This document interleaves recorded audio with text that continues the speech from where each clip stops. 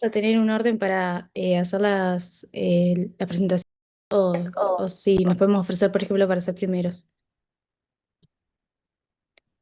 Eh, Hilary, buenas noches, ¿cómo estás? Que por ahí te veo. Buenas, ¿cómo están? Buenas noches. Todo bien. En realidad yo había tomado el ¿Todo bien orden ustedes? como están en EVA. En Eva. Sí. Eso es lo que teníamos pensado, seguir ese orden. Solamente por un tema de orden también nuestro de presentación, digamos. Bien, ¿Cuál tenés gracias. No sé, interés, yo ni Agustina? si. Nosotros tenemos la de primera instancia de la doble venta sucesiva. No tenía número de sentencia, pero creo que es 22 de 2013 o algo así. La de Villa Serrana. Sí, Así, esa es una de las últimas. sí, por eso. Pero, no sé, yo no tendría mucho problema, pero lo ideal sería mantener el orden. Supongo que así estarán todos, lo habrán preparado de esa manera.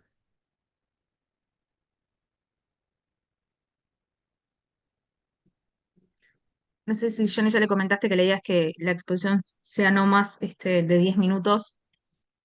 Todavía no, bueno, ese es el otro tema. De las 10, Ahí va. dejando de lado la de permuta, vamos a tener 9 sentencias y para eso tenemos 2 horas de clase. Vamos a tener cerca de, eh, no sé, diríamos unos 10 12 minutos por grupo, no mucho más de eso, porque si no tampoco nos va a quedar tiempo para alguna participación extra grupo para cada trabajo. ¿Ah? Así que lo que le pedimos en lo posible es ser breve y ir al fondo del asunto, ¿no? Dejar un poco de lado algún tema procesal o algún tema que no tenga mucho que ver con lo que realmente se quiere hacer hincapié.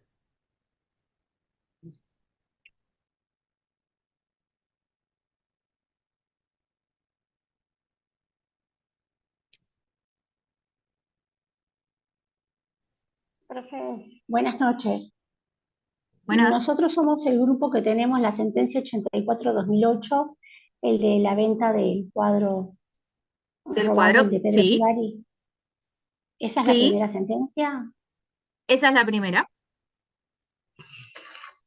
Bueno, no hablé con mis compañeras, pero supongo que podremos empezar con las ¿Tienen compañeras alguna que están acá. presentación o algo para proyectar? No, creo que no, profesora. Perfecto. ¿Cuál es la sentencia, No. perdón? La primera. 84/2008, Eh, compraventa de cosas robadas. Es el cuadro de Figari, la obra se llama La Pica. Nosotros en principio hicimos una breve descripción de qué se trataba ¿cómo es? De qué se trataba la sentencia. Y bueno, el actor en el año 2000 adquiere por $14.931 un cuadro de Figari con la idea de viajar a Nueva York porque tiene una cotización en la casa Christie para su venta entre 20 a $25.000. Pero con la mala suerte de que se lo incautaron en Nueva York las autoridades americanas porque el cuadro había sido robado en el año 97. Entonces, el actor demanda al vendedor, que es el señor Colender, y a los comisionistas, que son Castel y Castel y Horacio Castel y todos los Castel, los demanda a ellos. Bien. Eh, Después teníamos, yo lo tengo un poco desordenado en la cuadernola, pero ¿Y qué le demanda a la cada persona, uno? ¿Qué reclama a cada ¿cómo, uno? perdón? Ahí está. Lo que el comprador, el actor, que es el comprador, lo hizo de buena fe, o sea, no sabía que el cuadro era robado. Y luego aparece, sí, el verdadero dueño que reclama su obra que le había sido robada en el año 97. Y conforme al principio de legitimidad, el verdadero, que dice que el verdadero dueño puede reivindicar la cosa, eh, pero si esta fue hurtada y luego adquirida por un tercero, el dueño igual puede reivindicar, pero por el artículo 1213 deberá pagar el precio de la cosa hasta tanto no pierda el derecho por prescripción, que es un derecho que se tiene por 3 años. Entonces, el actor a ver cómo es. Mm, Y acá el que reclama, el que formula sí, el reclamo, ¿es el el reclamo, verdadero sí. dueño contra, o sea, ¿hay una acción reivindicatoria acá o es otra cosa lo que se está reclamando? No, Se están no es el reclamando daños verdadero y dueño, perjuicios. porque quien se lo vendió no era el dueño. El vendedor, el señor Colender, no era el verdadero dueño. Él dice que él dice que sí que lo era porque él lo compró él lo había comprado creo que en una subasta, En un remate por buena fe lo compró. en un remate por buena fe, y además también dice que la acción había prescripto porque habían pasado los 3 años. No, pero mi pregunta es, en este proceso o en esta sentencia que estamos viendo, en este proceso judicial, ¿se está promoviendo una acción reivindicatoria por parte del verdadero dueño del No, cuadro o en realidad es otra no, cosa lo que se reclama? No, en esta sentencia lo que se está reclamando son daños y perjuicios al vendedor. Ah, ahí va, al vendedor y al comisionista, a la casa de remates a la cual se había comprado esa Exactamente. obra, sí, ahí está. Sí. porque el cuadro que había Se, pasado, lo que se reclama ¿cómo es? La resolución del contrato, porque el contrato de compraventa no se cumplió, porque dice que el vendedor no transfirió el dominio. y para ahí te paro en una cosa, Cristina, Sí, por qué eso sería de esa manera? ¿Qué vimos? ¿Cuál es la obligación del vendedor en el contrato de compraventa? la obligación del vendedor eh, es hacer entrega de la cosa Ahí va.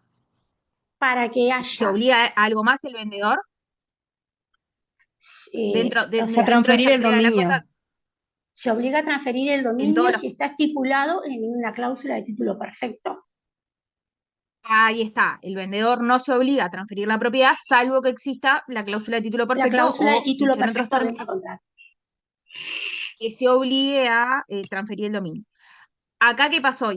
Acá hago yo el comentario simplemente procesal, no había un contrato escrito, había un contrato verbal, y lo que Verbal dicen es, bueno, se obligó, o sea, lo que alega el actor es que el vendedor se obligó a transferir el dominio y no hubo prueba en contrario, o sea, es por un tema procesal de carga de la prueba que se termina dando por cierto, o se termina, digamos, validando que existía esa obligación de transferir el dominio, y ahí viene digamos, el reclamo por, o si se quiere, el incumplimiento del contrato del por no haber contrato. transferido el dominio, por no ser el dueño. Ahí va, porque el cuadro en definitiva, ¿qué terminó pasando? O sea, este señor se lo llevó a Estados Unidos, se lo incautan, Se le y incauta a esta las persona que autoridades hace, que americanas y aparece el verdadero dueño reclamando el cuadro. ¿Tá? ahí va, y el comprador ¿qué hace? Eh, el, el El comprador comprador lo que hace es que ¿alguien sí más? acepta la restitución del cuadro a quien realice la denuncia del hurto, que en ese caso es el verdadero propietario, que es Luis Sánchez. ¿Tá? Ahí va, eso es lo que pasó en los hechos. Ahora, ¿qué hubiera pasado si no hubiera entregado el cuadro? Ahí, porque vos hoy me mencionaste más temprano el 12-13. Ahí abro Sí, la pregunta para el resto, no sé si para el sí. resto de los compañeros del grupo o para el resto en general de la clase, digamos. ¿Qué es lo que se plantea en la sentencia? ¿Qué dos posibilidades tenemos? Porque acá estamos en un reclamo contra quien vendió el cuadro por un incumplimiento contractual, pero también se analiza en la sentencia qué hubiera pasado o qué acción correspondería en definitiva si el verdadero dueño hubiera reivindicado la cosa. Según el artículo, o sea, lo que dice el artículo 12.13 es que si el poseedor actual de una cosa robada la ha comprado en feria, mercado o venta pública o a una persona que vendía ordinariamente cosas semejantes, el verdadero dueño no puede exigir la entrega si no paga lo que desembolsó el poseedor. O sea que Bueno, y en para este caso, él, ¿aplicaría este artículo? Hay un exceso en la aplicación de este artículo. Pero, o sea, primero, ¿sería aplicable primero a la situación de hecho? Segundo, ¿se aplicó en este caso no, él el no hizo la Duayen? acción reivindicatoria, el actor.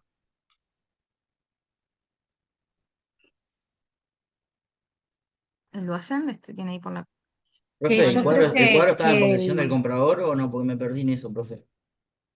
¿Cómo, perdón? Dijo el Sí, Duayen, ¿no? Perdón, que justo los escuché a los dos a la vez. Voy con el Duayen primero que tiene en la mano y después voy contigo, Nicolás.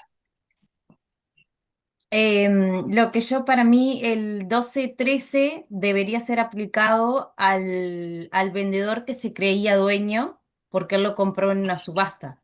Entonces, el verdadero dueño tendría que ir por el 12-13 al vendedor que se creía dueño. ¿Se entiende? No, pero el 12-13 no dice eso.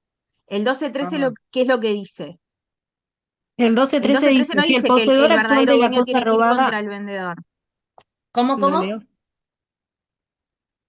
Que el 12-13 no dice que el verdadero dueño tiene que ir a reclamarle a quien vendió ese bien alegando que era suyo o vendiéndolo sin ser suyo. Lo que dice el 12-13 es que Es el que no verdadero puede, él dueño, sí yo la entrega. ¿a quién le va a ir a reclamar la Al restitución de la comprador. cosa? a quien tiene Al la posesión, comprador. profe. Pero en este Ahí caso, está, que es el El comprador. poseedor. Entonces, ese comprador, pero para poder recuperar la cosa, ¿qué tendrá que hacer el verdadero dueño? Tiene que Pagar pagar el lo precio. que... Pagar el precio. Tiene que desembolsar lo que pagó ese vendedor, ese comprador. Ese comprador, ahí está. Y en ese caso, ¿pero qué otra cosa se tiene que dar para que aplique el 12-13? que el poseedor lo haya obtenido, que bueno, que sea una cosa robada primero y que la haya obtenido En en una subasta feria, pública, mercado, venta pública o a una persona pública. ordinariamente o persona que vendía ordinariamente cosas semejantes. Ahí va. Y en este caso se compró en un remate, o sea que En entraría un dentro de remate este artículo. Sí, que se comprobó que había sido por Manuel. medio de una subasta pública, porque en un principio el actor había dicho que lo había comprado de forma privada y después en la demanda indica que en realidad lo compró en Castel y Castel y agregó el anuncio publicado en los diarios del referido remate de la pinacoteca y el recibo de la compra del remate. Ujú. ¿Tá? Exacto. Además, Entonces, Castel y Castel eventualmente dice que hubiera había sido aplicado recibido, este 12-13, pero hubiera sido además aplicable este 12-13 si el que hubiera reclamado hubiera sido el verdadero dueño contra el comprador de esa obra contra el compra. pidiendo la Ahí está. restitución. En este caso, o sea, quien compró en el remate voluntariamente devolvió la obra cuando se la incautan y el verdadero dueño dice, la obra es mía, me la robaron, voluntariamente la devuelve y opta por ir a reclamar contra quien se la vendió y contra Castells y Castells, reclamando el precio que había pago en ese remate. ¿Sí? Y además reclama el lucro cesante porque tenía una cotización de una Sí. casa internacional de ventas o de subastas que decía que esa obra podía tener un valor de 20 o 25 mil De entre dólares 20 a y 25 que eso mil hubiera sido dólares. una ganancia. Sí, Ahí lo que tengo reclama es otro el punto para lucro hacer, pero cesante antes, y el daño. Perdón. no, le Sí, iba a lo dar que la palabra a reclama es. Manuel que tenía la mano levantada hace Está. un ratito. No, sí, más allá de eso, digo, obviamente, con la salvación de que si transcurrió más de 3 años, pierde el derecho, prescribe el derecho para recuperar justamente la acción Exacto, porque ahí ¿qué pasa? El que compró adquiere ¿por qué? Adquiere por prescripción por adquisitiva, Prescripción prescripción. termina adquisitiva. adquiriendo ese bien. Exacto. Exacto. Un punto ahí, digamos, que tiene que ver más con responsabilidad que con contratos, pero está ligado, es, a mí cada vez que leo esta sentencia me pasa lo mismo y es que me rechina la condena por lucro cesante, porque en realidad no hay me parece que más que lucro cesante lo que hay es una pérdida de chance, porque en definitiva lo que perdió el comprador es la posibilidad de haber obtenido una ganancia en Una caso de que futura lo hubiera venta. vendido en una subasta o lo hubiera vendido en el exterior Sí, por el precio o por la cotización que le había dado la casa internacional. En definitiva, no era un lucro cesante porque no había una certeza de que iba a vender esa obra a ese precio, sino más bien una pérdida de chance de poder, o sea, de poder obtener esa ganancia si se hubiera vendido por ese precio. Pero, digamos, lo interesante de esta sentencia es ver la diferencia entre las dos acciones que se plantean, o sea, que se analiza el 12-13, que en este caso no termina siendo aplicable porque el reclamo no es del verdadero dueño a quien compró, sí es un reclamo por el incumplimiento contractual y esa particularidad de ese incumplimiento de la obligación de transferir el dominio por un tema que no se procesal al cumplió. final del día, que es que no se logró probar que no existía esa cláusula de título perfecto, o sea, se dio por probado que sí era de esa forma. Federico. Buenas noches. No Bueno, entiendo por qué están hablando de lo de la prescripción. A ver si podemos repasar eso. Quizás no es tan importante. No, Pero, eso es que si sí, pasa el sí. tiempo y prescribe. claro, No, pero en este caso, como se fueron dando los hechos, o sea, hubiera prescripto, digamos, la posibilidad del verdadero dueño de reclamar porque fue hace mucho tiempo que se lo robaron. ¿Es eso lo que estamos diciendo? Claro, si el verdadero, o sea, vos siempre podés perder cuando reivindicás, terminás perdiendo si el otro adquirió por prescripción adquisitiva. O sea, si yo soy propietario del cuadro, pero transcurren 3 años y lo tenés vos en tu posesión porque lo compraste, no sabías que era robado o no importa, se lo compraste a Johnny. El cuadro era mío, era mi propiedad, a vos te lo vende Johnny. Te lo quedaste vos durante 3 años y al cuarto año yo voy a reivindicar y digo, Federico, devolveme el cuadro, vengo a reivindicarlo porque yo soy la verdadera dueña, no era Johnny, por lo cual el cuadro no es tuyo. Pero como transcurrieron más de 3 años, De vos tres podés años. oponer la prescripción adquisitiva y en Claro, definitiva adquirís vos el cuadro por el modo prescripción. bien, bien. lo mismo.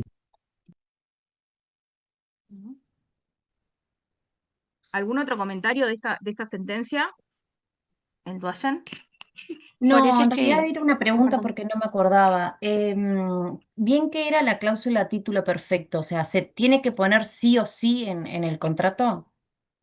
A ver, la cláusula, partimos de la base que el vendedor se obliga solo a entregar la cosa, no a transferir el a dominio. transferir el ¿Ah? dominio. Eso es en el contrato de compra. Para que el vendedor se obligue a transferir el dominio, debe existir un pacto expreso o una obligación expresa del vendedor que se denomina cláusula de título perfecto. Es la denominación que se le da a esa cláusula por la cual el vendedor se obliga a transferir el dominio. Si esa cláusula de título perfecto no está en la compraventa, el vendedor no se obliga a transferir el dominio, simplemente se obliga a entregar la cosa. De allí que, digamos, esto ya lo vimos con la compraventa de cosa robada, perdón, de cosa ajena. Uno Cosa puede ajena. vender una cosa que no es suya porque a lo que se obliga, y ese contrato va a ser válido y eficaz en la medida en que uno se obliga a entregar la cosa y no a transferir el dominio. En cuanto al pacto, digamos, si tiene que estar por escrito o no, obviamente que el tema de que la cláusula esté en un contrato escrito sirve a los efectos probatorios, pero no quiere decir que en un contrato verbal no pueda existir esa cláusula de título perfecto, que es de hecho lo que se alega en este caso. En este caso se dice, hubo un contrato verbal por el cual el vendedor se obligó a transferirme el dominio. Como, digamos, ahí fue por un tema procesal, no se probó que eso no era así, y no existía tampoco un contrato escrito que lo respaldara, se terminó dando por cierto que existía esa cláusula de título perfecto. Pero si hubiera existido un contrato escrito del cual no surgía esa cláusula de título perfecto, el resultado hubiera cambiado. Hubiera cambiado, ¿por qué? Porque en definitiva no había un incumplimiento contractual del Claro, vendedor. El vendedor cumplió con entregarte la cosa. Con entregar la No te cosa. transfirió el dominio porque era una cosa ajena. ¿Sí? Sí. Buenísimo. Pero gracias, el profe. Por comprador, favor, voy con Rocío. profe, pero el comprador lo hizo a sabiendas de que no había un título perfecto o en la cláusula ya estaba estipulado. Pregunto y disculpe porque estoy mal de la gripe. No, Pero, en este pero no caso lo que se dice, o por lo menos lo que alega el actor, o sea, el que compró, es que el vendedor se había obligado a transferirle el dominio y por lo tanto existía esa cláusula de título perfecto en el contrato verbal que habían celebrado. Profe, Si mi eso no consulta hubiera... Sí, disculpe, no tenía sí, relación perdón, Rocío. con el tema, pero era sobre la sentencia. Nosotros seleccionamos la sentencia 91/2016 y descargamos el archivo, pero no deja abrirlo. La busco en la base Ah, de pero jurisprudencia nacional y no sé cuál es. porque aparecen varias. Pero no es un comentario esta sentencia. No, no, no. Ah, está. Espera que terminemos de analizar esta sentencia y ahí vemos cuál es el caso. Karen, Eh, repito, creo que el compañero dijo recién lo que voy a decir ahora, pero no entendí. ¿Por qué se obligó, por más que sea verbal, es medio engañoso, porque se obligó a algo que él ya sabía que no tenía? O sea, transferir el no, en dominio si realidad sabe que no tenía. nunca lo vamos a saber.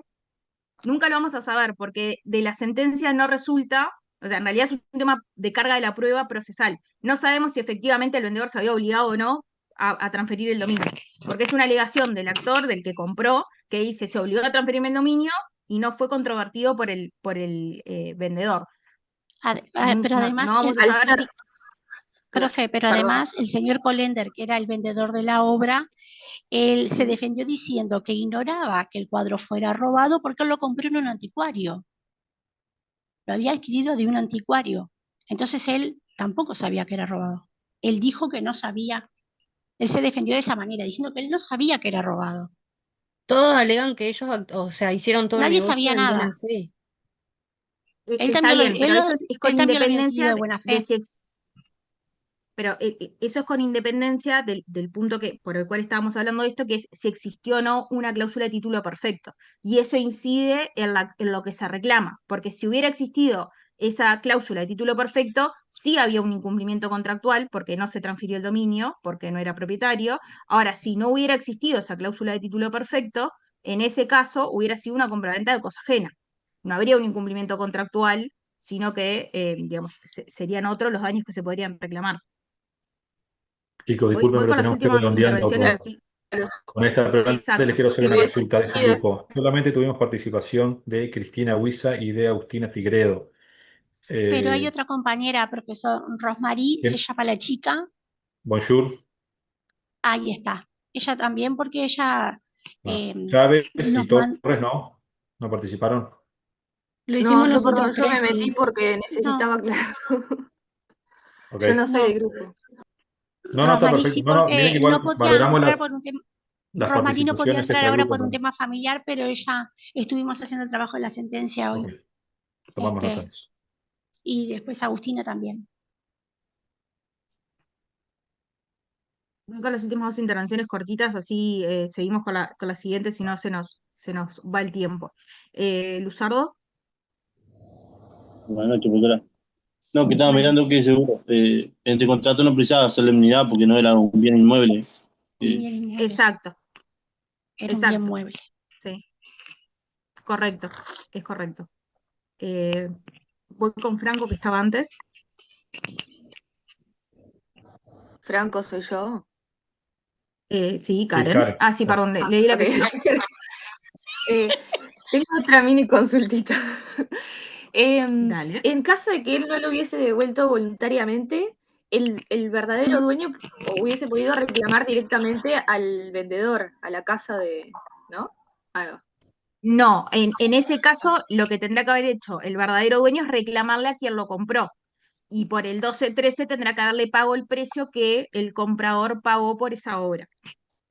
Ahí va, sí, sí, sí. Muchas gracias. Me entregué sola. Por favor. Las dos últimas bien cortitas, así seguimos con la siguiente, ¿tá? Ferreira y Mata, que eran los que estaban. Gracias, profe. ¿También se puede reclamar daños y perjuicios? ¿También lo pueden reclamar, profe? ¿Quién a quién?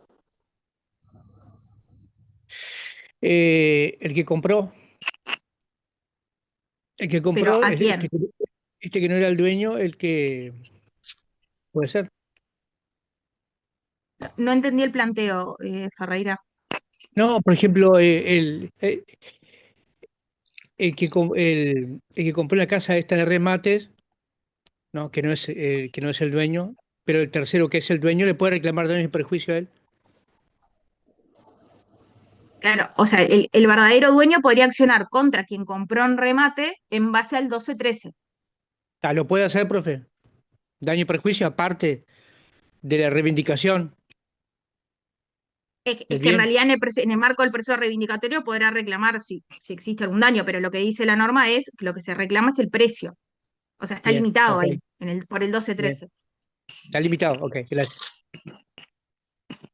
Mata, Profe, y con esto cerramos y seguimos con la próxima sentencia, si no, me va a matar la, Johnny. la duda mía es cortita, profe. ¿Por qué si el verdadero dueño, en vez de reclamarle al comprador, no le reclama la subasta?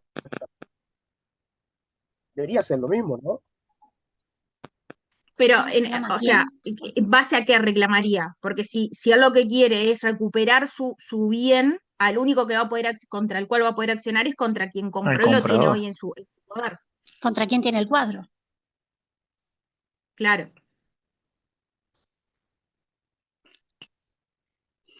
Pasamos a la siguiente. ¿Tá? Igual, obviamente, quedan los foros abiertos para participar, o sea, los foros que están en EVA para poder participar vamos a ver si en 20 minutos damos las otras dos, así no podemos dar todas hoy.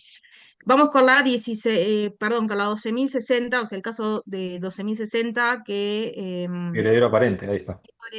el heredero aparente. ¿Quién tiene esa sentencia? ¿Qué grupo? Buenas noches, Hilary. Somos un montón. No, Buenas mentira, noches. somos 6 nada más. Yo sí te voy a pedir para compartir pantalla, ¿ok? Dale, sí, ya podés compartir. Excelente. Ahí se ve bien, ¿no? Sí, perfecto. Bien, Fernanda. Excelente. Bueno, en el caso de nosotros, como ya adelantó Hilary, nos tocó un caso de heredero aparente en una compraventa, ¿sí? Una causante es una persona fallecida por testamento, instituyó como heredera a una persona, en este caso de las siglas AICP. En el proceso sucesorio se expidió e inscribió el certificado de resultancias de autos que la declaraba como única heredera. Posteriormente se pidió, o sea, se promovió la nulidad, el cual fue confirmado en todas las instancias del proceso, incluso por la Suprema Corte. La sentencia de nulidad, lamentablemente, no fue inscripta en el registro como debiera haber sido. Mientras se daba esa situación registral, la heredera aparente vendió el inmueble a terceros, el escribano interveniente consultó los registros y como claramente no fue inscripto, no había ningún impedimento, los compradores actuaron confiando en la información registral, por ende se entiende que fueron de buena fe. Luego, la curadora de la herencia yacente promovió acción reivindicatoria para recuperar el inmueble. La curadora de la herencia yacente apareció luego de que se anulara el testamento, claramente, si no, no sería necesario. Y, Bien. Wendy. Bueno, a mí me toca hablar un poquito de lo que es sobre la controversia. En realidad, en este caso se surge porque había un heredero aparente que, bueno, que vendió un inmueble y creyó ser en realidad un heredero en virtud en realidad de lo que es un testamento, ¿no? Que este luego va a ser declarado nulo. Cuando aparece en realidad lo que es el heredero verdadero, lo que va a hacer es intentar recuperar este bien mediante en realidad lo que es una acción reivindicatoria. Va a sostener que el vendedor no era el propietario y que, bueno, que por lo tanto no podía transferir lo que era ese dominio, más que nada. Bueno, y frente al caso, el comprador va a sostener que adquirió el inmueble, que fue de buena fe, que confía en la información de lo que es el registro, de lo que es la apariencia jurídica, más que nada, y que esa apariencia jurídica, más que nada, existe, ¿verdad? Entonces, básicamente lo que es el problema jurídico va a consistir en lo que es determinar lo que va a prevalecer, en este caso lo que es la protección de este verdadero titular, lo que es el derecho a la propiedad o, bueno, la seguridad del tráfico jurídico. La sentencia, para un poquito más atrás, déjame decir que en realidad lo que es la sentencia, en realidad lo que va a decidir es proteger o no al comprador de buena fe para, bueno, preservar lo que es la seguridad en realidad de las transacciones jurídicas. Ahora sí. Buenas noches. En esta, las dos partes presentaron sus argumentos y, por ejemplo, la parte actora presentó que la heredera aparente no tenía derecho a disponer del bien, que eso se lo tomamos con el principio de legitimidad, que nadie puede transferir más derecho de lo que posee, y también opuso que era venta de cosa ajena, pero sin embargo, si leemos el artículo 1669, la cosa ajena es válida. También nombra de que el heredero, el verdadero heredero, que era ella, la actora, podría haber reivindicado el bien y no lo hizo, por lo tanto, no fue válida la venta. Ahora, los compradores alegaron que tuvieron buena fe, chequearon el registro y que la actora no cumplió con la carga de inscripción de la sentencia que anulaba el testamento y por tanto, al no cumplir con la carga de inscripción, era inoponible a ellos, reafirmando asimismo su buena fe. La carga de inscripción que se encuentra en la ley 1079 de registros no fue inscripta, por lo tanto, si bien no era una obligación o una carga, al no cumplir con ella, obtiene repercusiones legales, que en este caso fue la hipono- que fue inoponible a terceros, por lo tanto no se dio procedencia a la acción reivindicatoria. Les hago una aclaración simplemente para que lo tengan presente, capaz que ya lo saben, pero si no, lo deberían saber de obligaciones. La ley 10.793 es la ley de registros anterior, o sea, esa ley ya no está vigente, Y fue ahora es la reemplazada 16871. Efectivamente, lo vimos exactamente por cuando la ley estuvimos preparando la 16.800. clase. Lo Ahí pusimos está. así porque la ley Igualmente tiene es de ese año, en el año que estaba vigente dicha ley. Por lo Esto tanto, pasó en exacto, el simplemente, 1979, en realidad, exacto, esta simplemente para sentencia. tener presente que esa ley ya hoy no está vigente desde el 92, si no me falla la memoria, que está vigente la 16871. Sí, nomás, perdón, era solamente la aclaración. ¿Qué pasó entonces? O sea, la Entonces, situación bueno, por ahora la entienden contanos. todos, ¿no? Tenemos un testamento, o por testamento se instituye heredero, se realiza la sucesión, se declara a ese heredero testamentario como heredero y por lo tanto el propietario de un cierto inmueble. Con el tiempo, o sea, pasó el tiempo y ese testamento fue anulado, o sea, se inició una acción por un heredero que alegaba la nulidad del testamento. Ese testamento efectivamente se anuló, por lo cual la heredera dejó de ser heredera, pero esa sentencia que declaraba la nulidad nunca fue inscrita en el registro. En el interín, ¿qué pasó? Esa heredera testamentaria vendió el inmueble a un tercero. Entonces ahora viene quien digamos, es el verdadero dueño, porque es el heredero, a reclamar o a reivindicar ese bien contra el tercero que lo adquirió del heredero aparente. Ahí como para resumir la situación, igual entiendo que todos ya leyeron la sentencia. ¿Qué pasó acá, Virginia? Bueno, acá vamos en qué se fundamentó la sentencia, que, bueno, nada, eso es lo que todos pudimos leer, la parte resumida. En sí es que existía una apariencia jurídica legítima. ¿Por qué? Porque al no estar ese registro, no había un problema, un impedimento de ningún tipo porque era la heredera.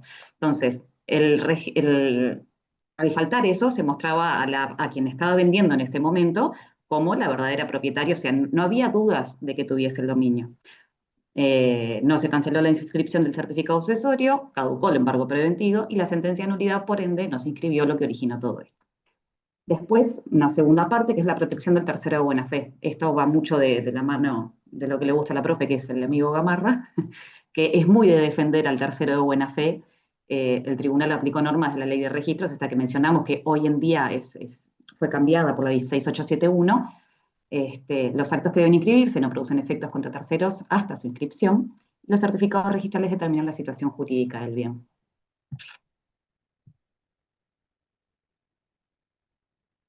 Fer, ¿andas por ahí?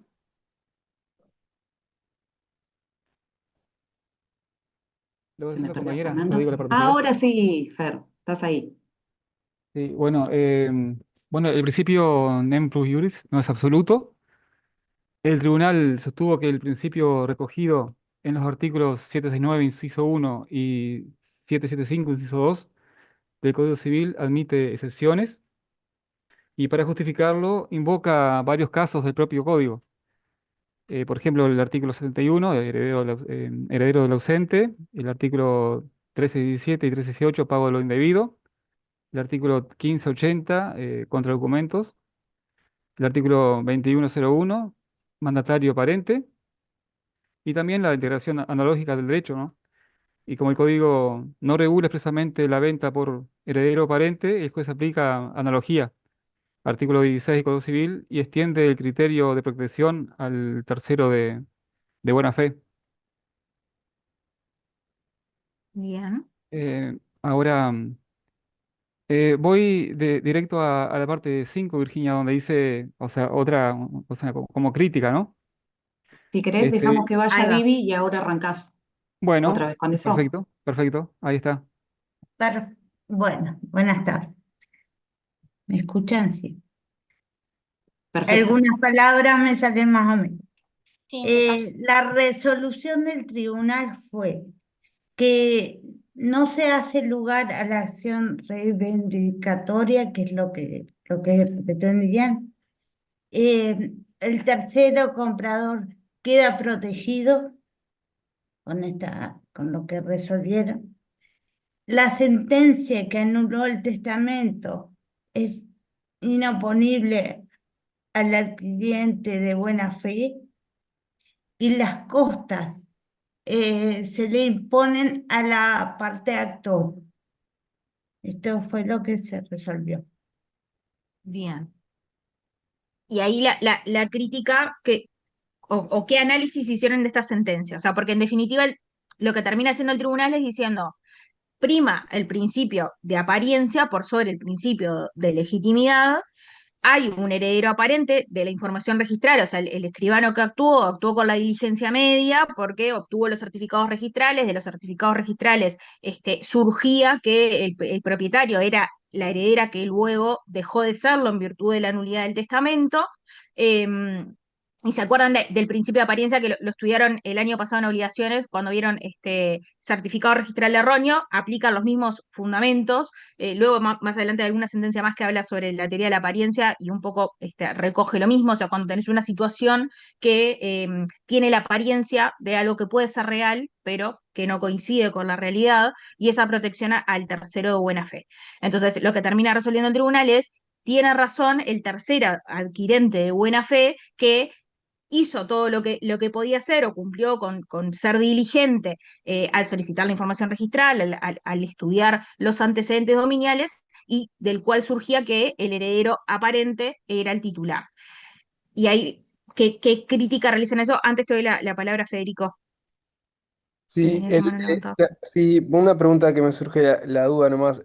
Cuando en la PPT anterior decía en el punto que la sentencia de nulidad del testamento no era oponible, ¿eso es porque falta la inscripción o no? ¿O por otra cosa? Exacto, Sí, porque no efectivamente, sé, como no fue registrada, exacto. perdón, si querés hablar tú, Hilary. No, sí, Virginia, perfecto. Bueno, Es el en fundamento realidad, que está diciendo Virginia. como faltaba el registro, en realidad es lo único que termina defendiendo al comprador y lo que determina su buena fe. O sea, Porque que en ese caso, se tuvo toda la diligencia, se revisó todo lo que había que revisar, se miraron todos los registros y no existía. Entonces no hubo traba. Por eso el comprador fue de buena fe claro, y tuvo entonces, todas las diligencias. como contracara a eso, si se hubiera inscrito correctamente, Y sí, porque No, no no sería tenía el dominio. Ahí no no sería sería un un tercero de buena fe. heredero. Claro. ¿Qué hubiera sido ahí? O sea, ¿qué hubiera pasado? Suponete que estuviera inscripto esa, digamos, esa nulidad del testamento o esa, digamos, es una venta de esa cosas. transferencia. Venta de cosas, Claro. Correcto, ¿no? Está. correcto. Y está. Porque acá tampoco es un caso de certificado erróneo, no es que el registro se equivocó, como sí pasa en otros de los casos donde el registro no informó. No, acá no sucedió eso, es directamente no había inscripción. O sea, el verdadero dueño no cumplió con la carga de inscribir esa sentencia por la cual se anulaba ese testamento y por lo tanto la declaratoria del heredero anterior quedaba sin efecto. Nicolás. Profe, también nombrar el principio de trato sucesivo, que el tercero compra de buena fe, porque, o sea, tiene todos los recaudos actuando con la debida diligencia de sacar en el registro quién es el último titular del bien. Sí, ahí te hago una aclaración simplemente, de nuevo, solo efectos aclaratorios, es a este momento en el cual esto sucede bajo la ley vieja, no estaba este principio de tracto sucesivo, que esto Ah, es también lo verdad, tienen que haber visto cuando dieron publicidad, de es que verdad. la ley nueva de registros es la que impone ese, si se quiere, ese principio de tracto sucesivo que no estaba antes, y eso hace que hasta el día de hoy existan juicios en los cuales tenemos esos problemas, en los cuales el último titular es A, pero el que vende Z, porque no había un control, el registro no controlaba el tracto sucesivo, entonces pasaba mucho que habían compraventas de cosas ajenas.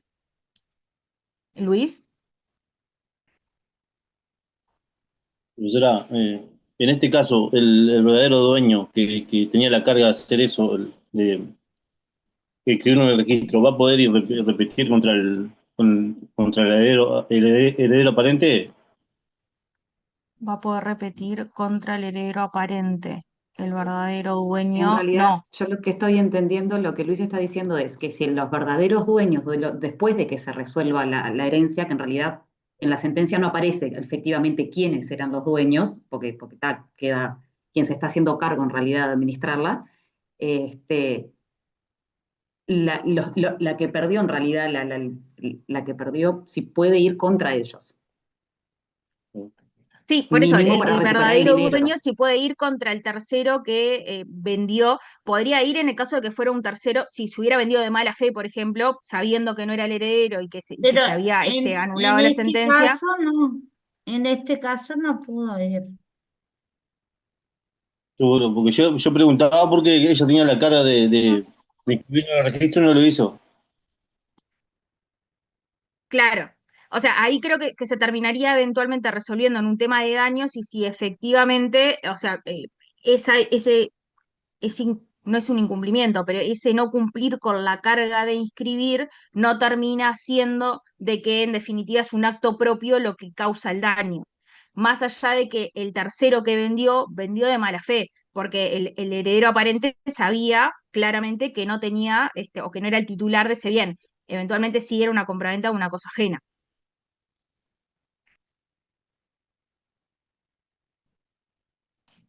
Bueno, si les parece, ¿Alguna otra seguimos con intervención? Anaí. Dale. En 2 minutos y cerramos y vamos a la última, así que ya nos pasamos de tiempo. Bien, ahora seguimos con críticas razonadas de la sentencia. El Código Civil establece que la tradición hecha por quien no es dueño no transmite dominio. Artículo 769, inciso primero, y 775, inciso segundo. Otro punto, el artículo 1669 del Código Civil admite la venta de cosa ajena, pero aclara que no transfiere la propiedad. Si el heredero aparente no era propietario, el comprador no debería de poder adquirir el dominio, aunque sea de buena fe, por lo que el verdadero heredero debería poder reivindicar siempre.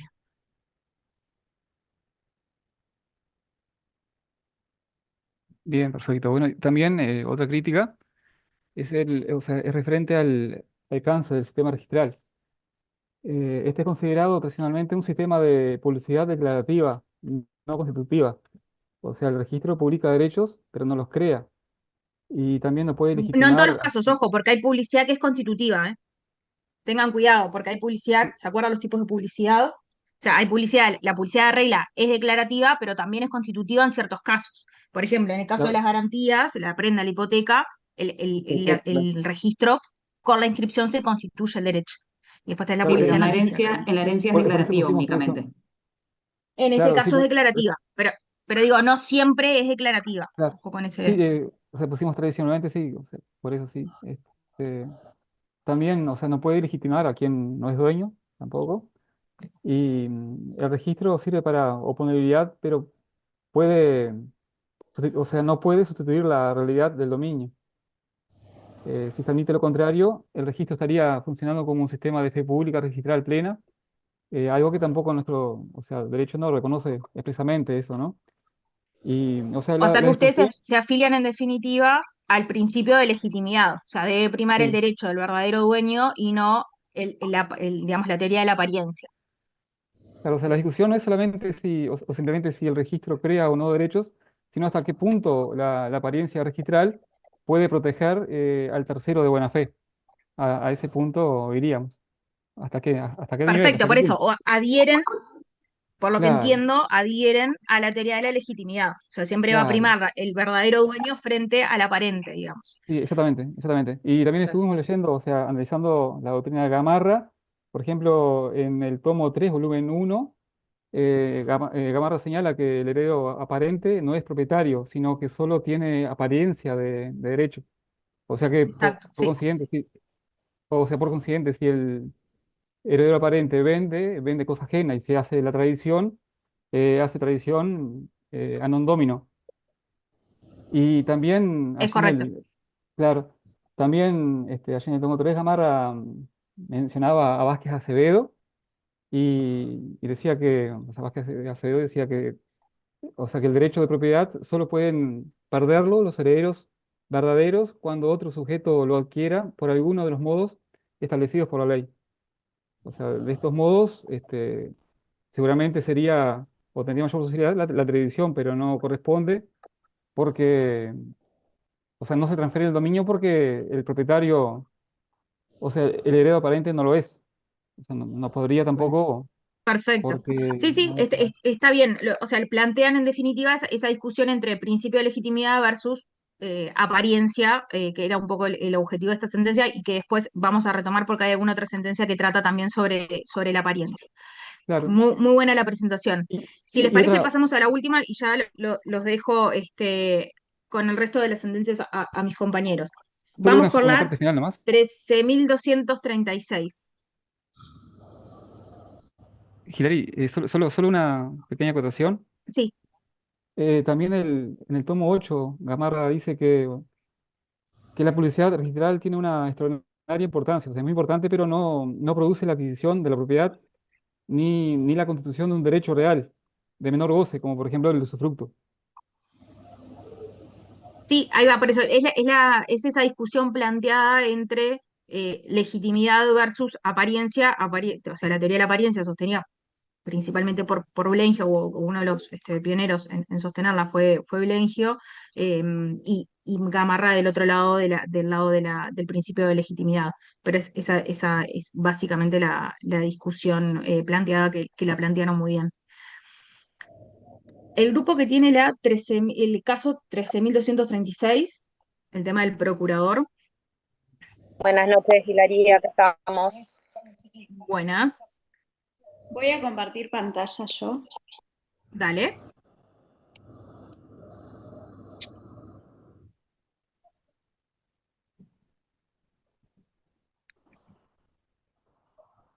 Ahí creo que se ve. Sí, perfecto.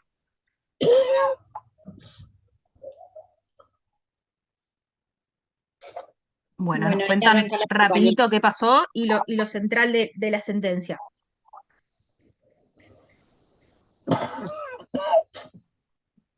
Bueno, Alfonso, tienes el micrófono prendido. Disculpen.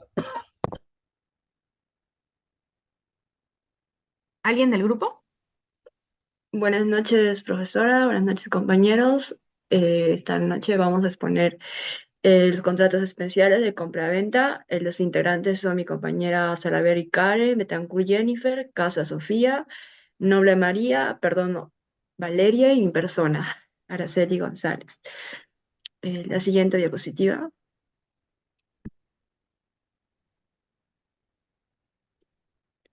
La sentencia que nos tocó hoy día, el 13.23.6, la falta de legitimación pasiva del procurador.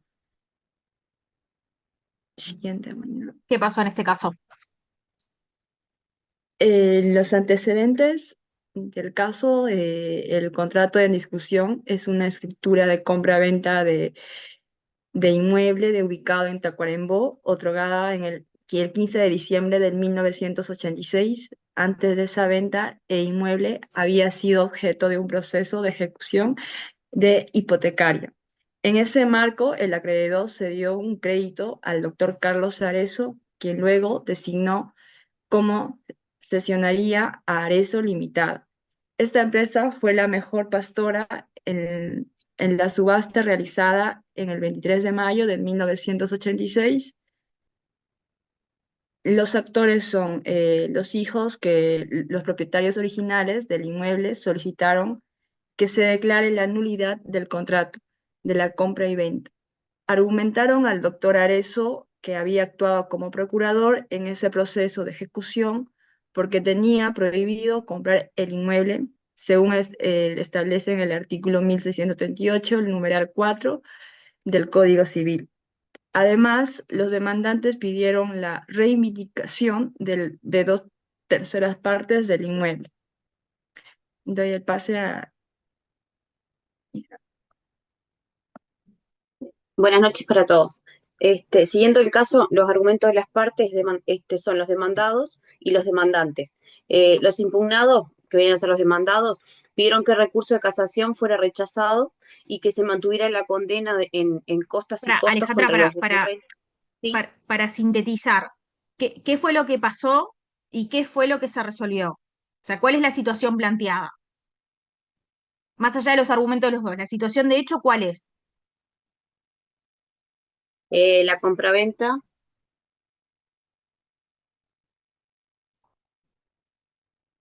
O cualquiera del grupo, o cualquiera que haya leído la sentencia. ¿Cuál es la situación de hecho que se plantea? ¿Dónde está la discusión? La discusión está en que hubo una compraventa de un inmueble que se hizo la sociedad Arezzo Limitada, pero que en realidad fue en beneficio del doctor Arezzo, que aparecía como procurador en el contrato. ¿Y cómo fue esa compraventa? Previamente hubo una sesión Pero más allá de eso, la Cubana venta, ¿cómo S.A., se hizo? que era un bien ejecutado en una hipoteca. Ahí va. En remate público, exacto. Era un bien que se estaba rematando en el marco de una ejecución hipotecaria del cual el doctor Arezzo había sido patrocinante y ahora estaba adquiriendo en remate esta empresa Arezzo Limitada del cual era parte el doctor Arezzo. Entonces, ¿qué se discute ahí? ¿Qué se plantea? ¿Y en base a qué norma?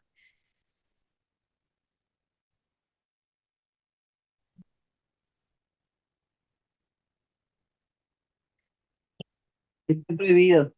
Si bien- A ver, si bien el artículo 1678 del numeral 4 prohíbe al procurador, hay un tema acá. Arezzo no fue procurador, por lo que entendió el tribunal, él fue abogado patrocinante. Estamos ante una acción de nulidad de contrato que está dirigida a declarar la invalidez del mismo por una violación en este artículo. La prohibición para procuradores de adquirir bienes litigiosos. Conjuntamente se ejerce una acción reivindicatoria mediante cual los actores buscan recuperar la posesión del inmueble como heredero de los propietarios originales. Lo que encontramos acá es que hay una interposición real entre la simulación y se corrige la palabra, o sea, la mención de la simulación. No se desarrolla suficientemente para hablar de que la sociedad actuó en interés del procurador, porque lo que se discute es eso, de que Arezzo funcionó como en interés de la empresa limitada, Arezzo. Está bien, o sea, ahí la justificación de por qué aplicaría el 1678 está dada porque en definitiva hubo una interposición de personas, porque el beneficiado en última instancia iba a ser el doctor Arezzo. ¿Y qué se termina planteando con este 1678? ¿Qué plantea, de hecho, el doctor Arezzo? Dice, bueno, ok, yo actué en representación, pero dice dos cosas básicamente. Yo, en principio, patrociné a quien, a esta parte en el marco del proceso de ejecución hipotecaria, pero Él plantea que no adquirió el inmueble por cuenta propia, sino en interés, o sea, que no lo hizo la empresa está bien, por pero cuenta propia. más allá de ese argumento, ¿qué usa para decir el 1678 no aplicaría igualmente? Por el cese de la representación. Ahí va. ¿Y eso por qué se daría? Dice él. Porque él ¿Hubo dice un que cese al no. patrocinio? Claro, pero él dice que como si fuera, como que dejó de ser representante, como que no es más, por decirlo de otra Claro, que manera. él dice, cesé el patrocinio porque en un Claro, momento el expediente lo empezó a seguir otro colega. Y en realidad claro, nunca hubo claro. Y un eso en cese realidad civil. es lo que el tribunal en realidad después, que es lo que el tribunal hace referencia. Y hay una discordia en esta sentencia, ¿no? O sea, porque, vamos de nuevo, el tribunal que entendió. Sí, la El- discordia el- es del ministro Torello, pero que antes de eso, contrario, el tribunal que entendió que había actuado como procurador y no podía comprar, o que estaba bien que comprara porque no aplicaba el 1678. No, decidieron declarar nulo el contrato y sin efecto. Entonces, Que estaba dentro del argumento del artículo 1678. ok. ¿Y la discordia qué dice? Torello argumenta que el doctor Arezzo no había actuado como procurador en sentido técnico o que en todo caso los representados habían aceptado el contrato mediante la cesión de crédito que había sido anterior, Y perdón. ahí les hago una pregunta, porque ahí tenés el tema técnico, si actuó como procurador o si el hecho de actuar como representante, digamos, como abogado, hacía que no fuera procurador técnicamente o estrictamente, y lo que el código lo único que prohíbe es el procurador y no si uno actúa como abogado patrocinante. El segundo argumento de que digamos, con la cesión lo habrían validado o habrían validado esa adquisición por parte de Arezzo. ¿Qué pasa con eso? ¿Les parece? ¿Qué les parece? ¿Está bien? ¿Se podría, si esta prohibición del 1678 podría ser salvada si existiera el consentimiento de las partes? ¿Dice Si algo la fuéramos sentencia de eso? al artículo 1679, con respecto a los mandatarios, no, como que para mí no me cierra mucho. Pero en sede de mandato, después lo vamos a ver, se permite al mandante actuar, digamos, o adquirir cosa del mandatario si existe el consentimiento expreso. Pero en el 1678 esa posibilidad no está En realidad prevista. lo dice, porque el tribunal dice que concluyó que el consentimiento de las personas representadas solo se había dado para la cesión del crédito y no para la compra del inmueble. Entonces ahí es como que está diciendo que, bueno, que para la compra no se tuvo consentimiento de las partes. Igualmente, más allá de eso, la sentencia en algún lado habla de esto y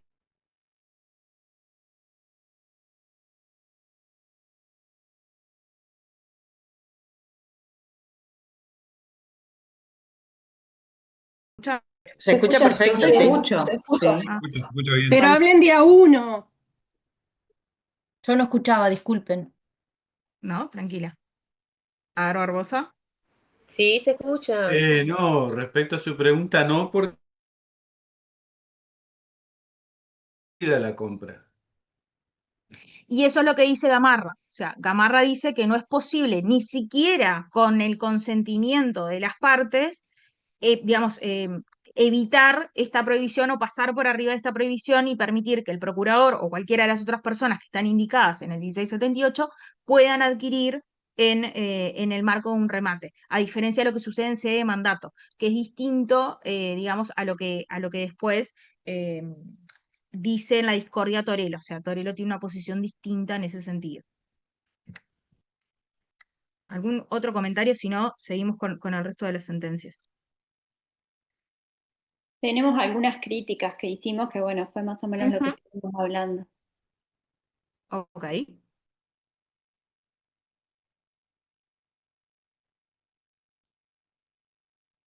Bien. Bueno, habíamos hablado de la definición restrictiva del procurador, no se aclara con suficiente Ujú. precisión la distinción de procurador y abogado patrocinante en el marco legal, lo que podría llevar a una interpretación excesivamente amplia de la prohibición del artículo. Asimismo, tenemos la distinción entre la interposición real y la simulación, aunque se corrige la mención de simulación, no se desarrolla suficientemente cómo se determina que la sociedad actuó en interés del procurador, ni se evalúa si la estructura jurídica de la sociedad como entidad separada fue debidamente tomada en cuenta.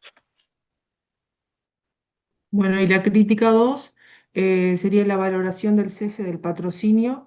La sentencia desestima la relevancia del cese del patrocinio sin analizar profundamente este hecho, el que eliminó el conflicto de intereses que funda la prohibición legal.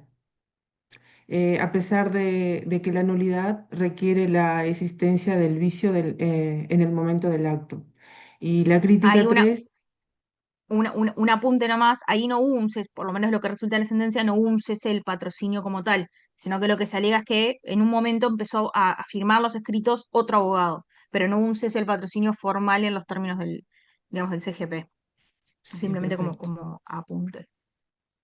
y la aplicación del artículo 2070 del Código Civil, que rechaza su aplicación sin explicar por qué la lógica de la autorización que rige para mandatarios no podría extenderse analógicamente a este caso, a pesar de la similitud del riesgo de conflicto de intereses.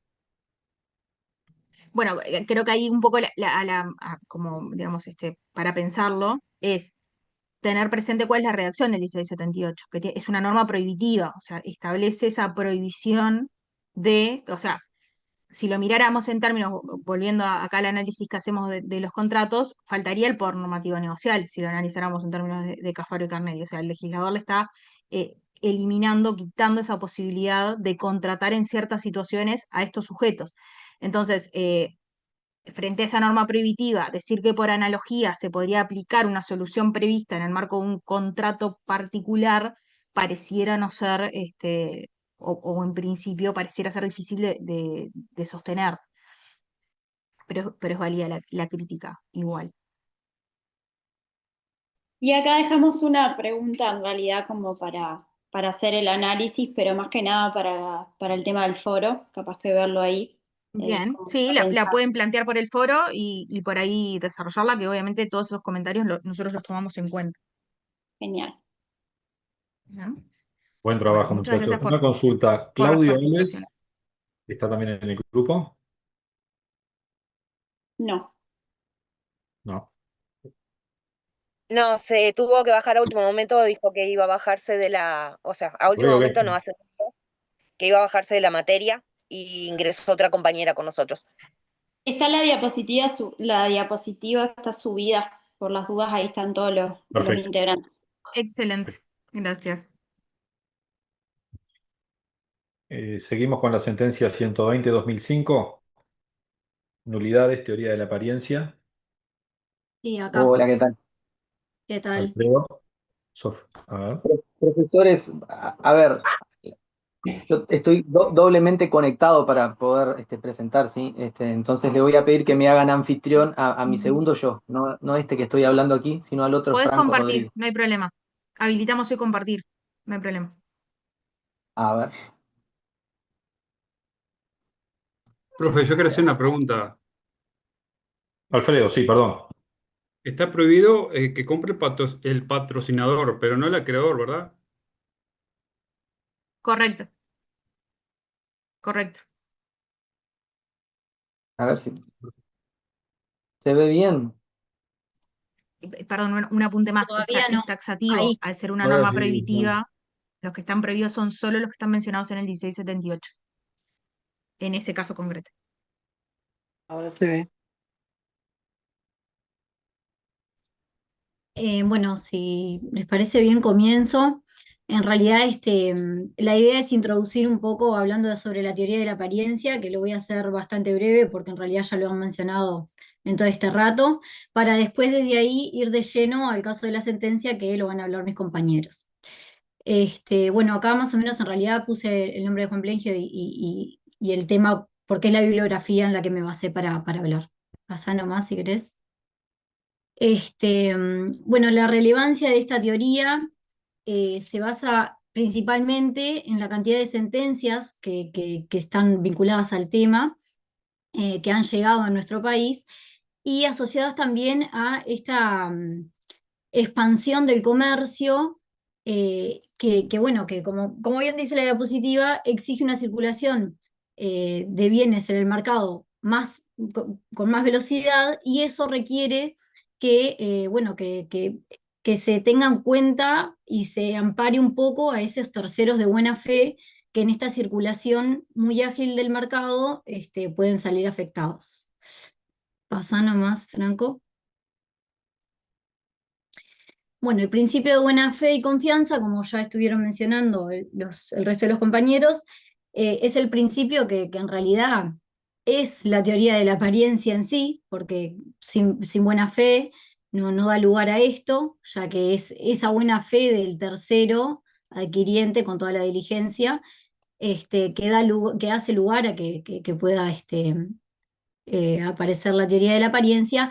Y acá mencioné a un autor que bueno, claro, que habla de que esto también tiene sus límites, ¿no? Porque si no sería un quiebre para el sistema jurídico que siempre esté amparado ese tercero de buena fe y no los verdaderos acreedores. Pasa nomás.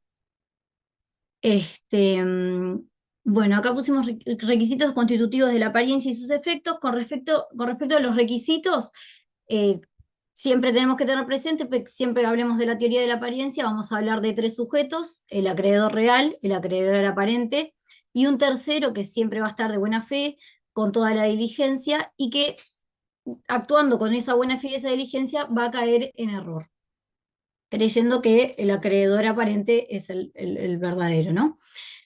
Eso en cuanto a sus requisitos, y en cuanto a sus efectos tenemos el principio de legitimidad y el principio de la apariencia.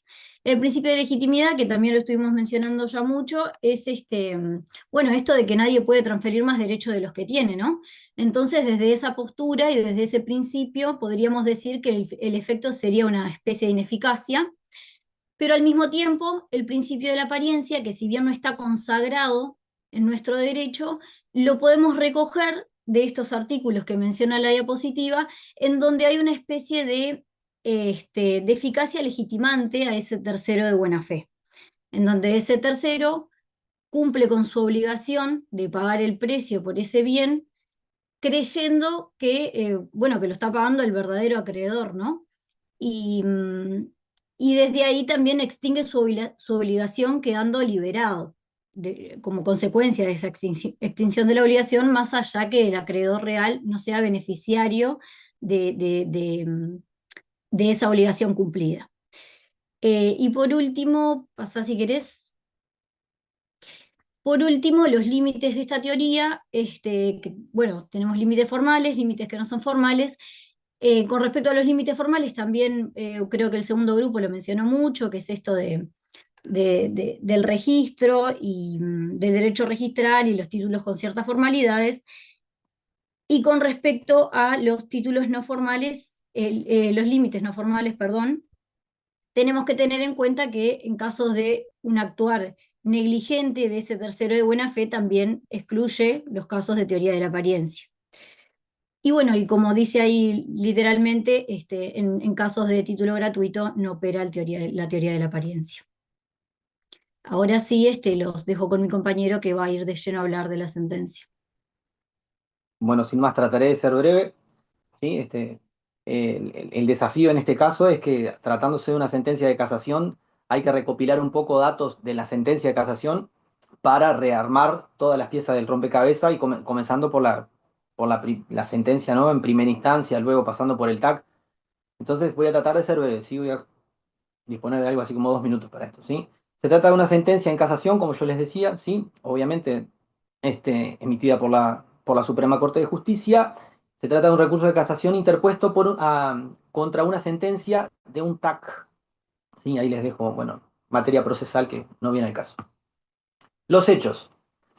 La vimos en la clase pasada, ¿sí? a este caso. El señor Juan García y la señora Blanca Sosa, ¿sí?, pareja, casados, tenían una sociedad comercial regulada por la Ley de Sociedades Comerciales, ¿sí? El ramo era de alquileres de automóviles, y en su contrato figuraba una cláusula, la cláusula 8, famosa, a la que hacen referencia en la sentencia, y que exigía que la enajenación de bienes de la sociedad requiriese las firmas de la totalidad de los socios de ambos, ¿sí?, hablando mal y pronto.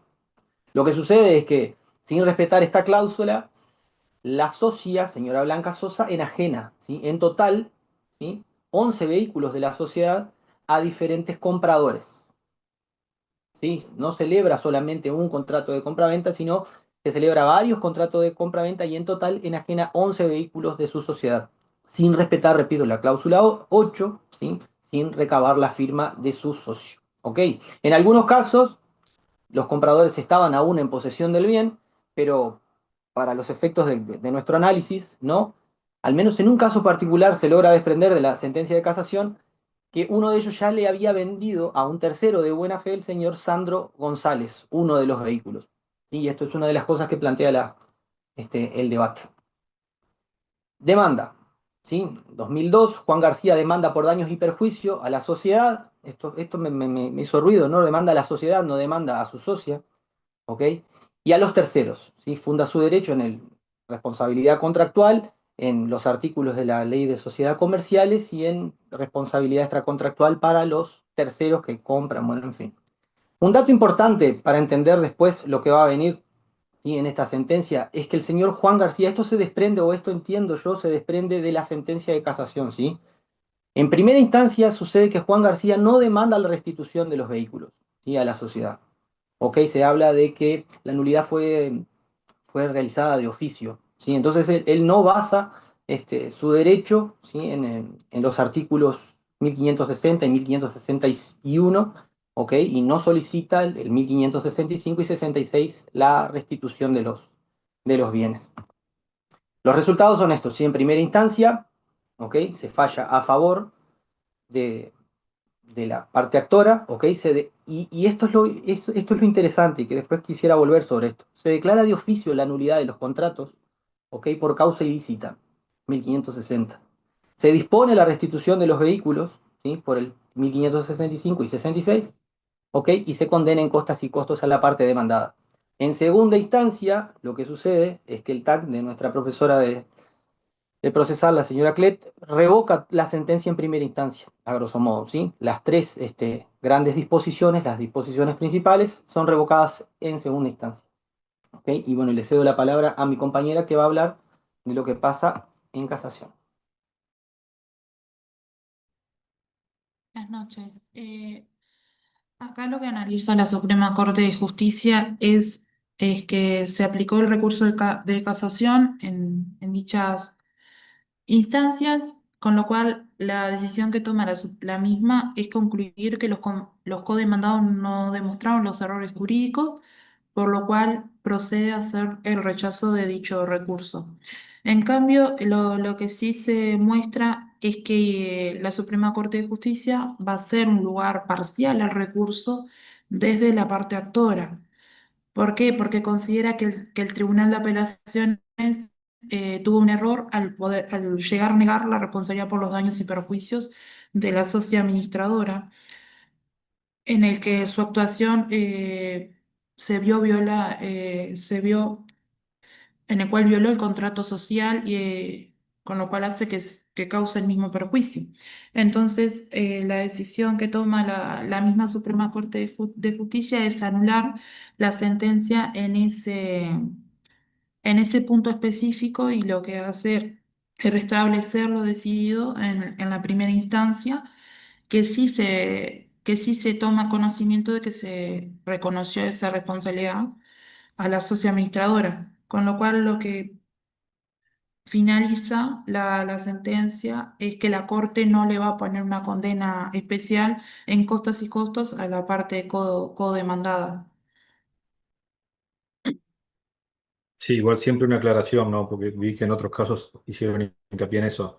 La condena en costos y costos no le presten tanta atención, es un tema formal y de la conducta de las partes. Tenemos que ir al fondo del asunto. ¿Qué es lo que resolvió el tribunal en este diferendo? O, de otra manera, cuéntenme quién demandó a quién y por qué, para hacerlo como un cuento, a ver si logramos entender, porque no deja de ser un hecho complejo lo que sucedió.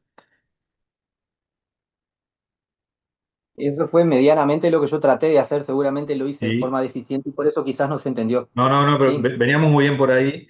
Digo, de no hacer tanto hincapié en la decisión final no es la condena en costas y costos. ¿Me explico? Perfecto, perfecto.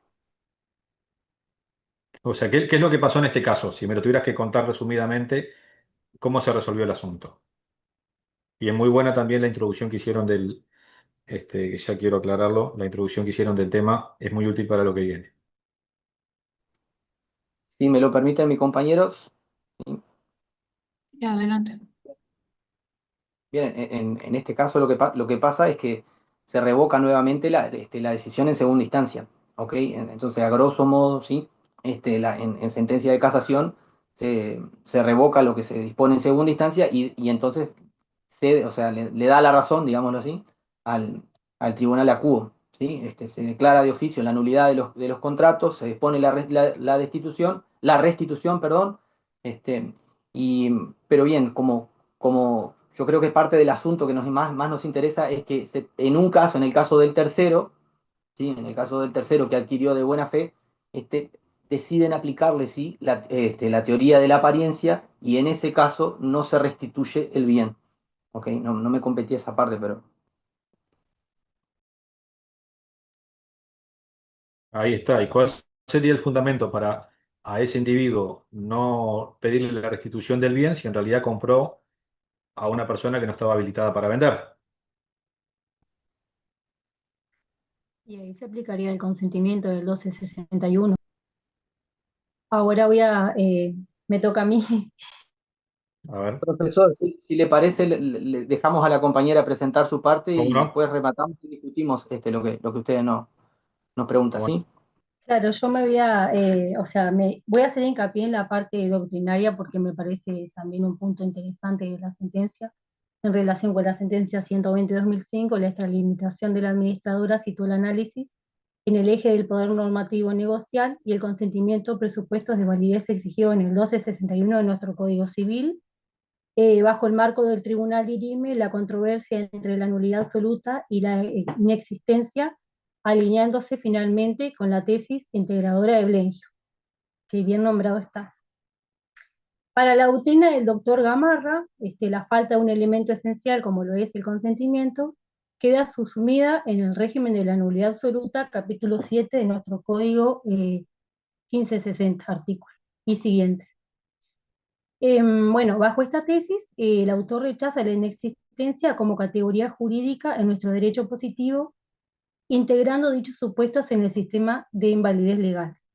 En contraposición, Cafaro y Carnelli tienen la postura de la inexistencia, argumentando que la falta de poder normativo negocial, entendido como una actitud de los sujetos para regular sus propios intereses dentro de su esfera jurídica, o cuando la voluntad social no llegue a formarse por el incumplimiento de las formas estatutarias, el negocio ni siquiera llega a nacer a la vida jurídica.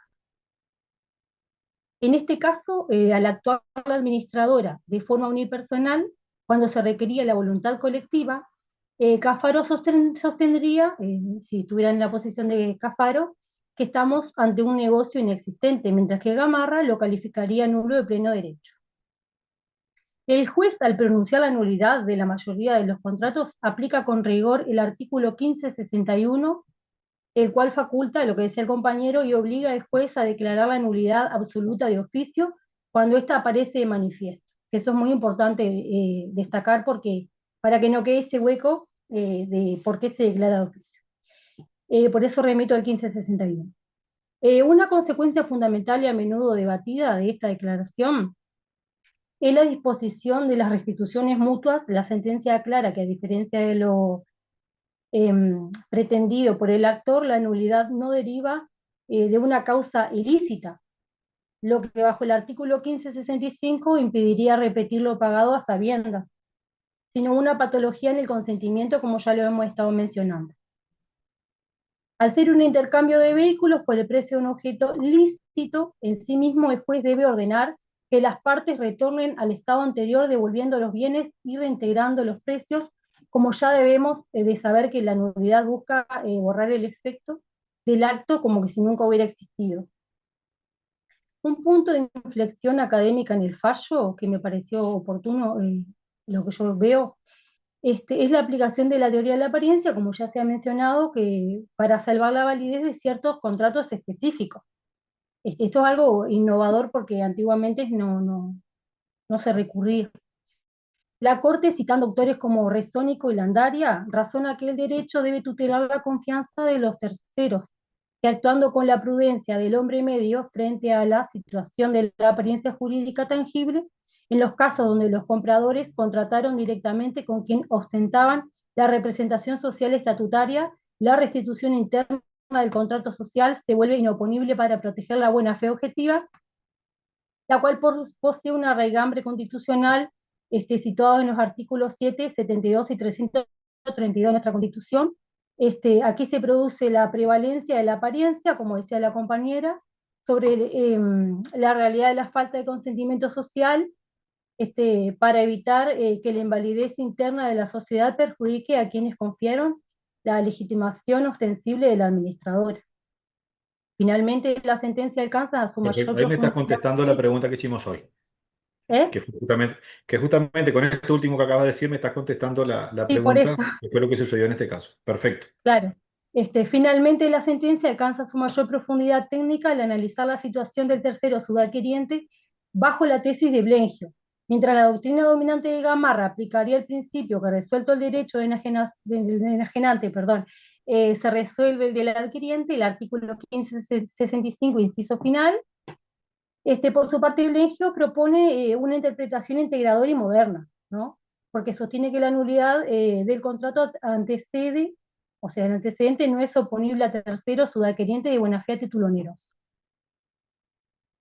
No sé, para finalizar, menciono que lo relevante del tema de la nulidad absoluta en este análisis radica en la ausencia del poder normativo negocial, la inobservancia de las formas para la formación de la voluntad social que invalidan el consentimiento del artículo 1261, provocando tal fallo.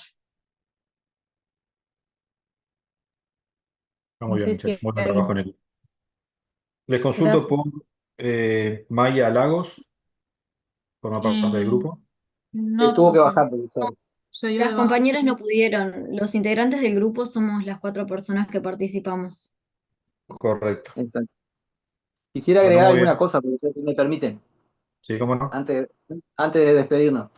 Bueno, llegó el momento crítico, digamos, de la sentencia, ¿no? Yo creo que uno de los pecados que tiene esta sentencia de casación es que ella navega entre dos posiciones doctrinarias que en principio se presentan como irreconciliables. En algunos casos, en algunos contratos, ellos declaran de oficio la nulidad absoluta de los contratos, ¿sí? Entonces aplican la teoría de Gamarra y aplican el 15, 65 y 66 para las restituciones. ¿Sí? Entonces, en aquellos casos en los que es realizada la compra-venta, ¿ok? Con el irrespeto de la cláusula 8, bien, en fin, y los adquirientes todavía la tienen, o sea, las personas que lo compran, ¿no? El comprador todavía tiene la propiedad, bueno, le aplican la nulidad absoluta. Pero en el caso del señor tercero de buena fe que compra el auto, el vehículo al comprador, ¿sí?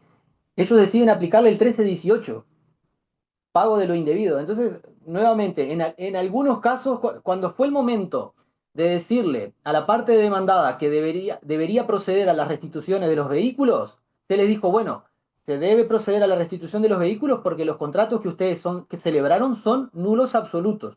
E inclusive es por eso que van a responder en costas y costos, ¿no? Entonces tuvieron que hacer las restituciones.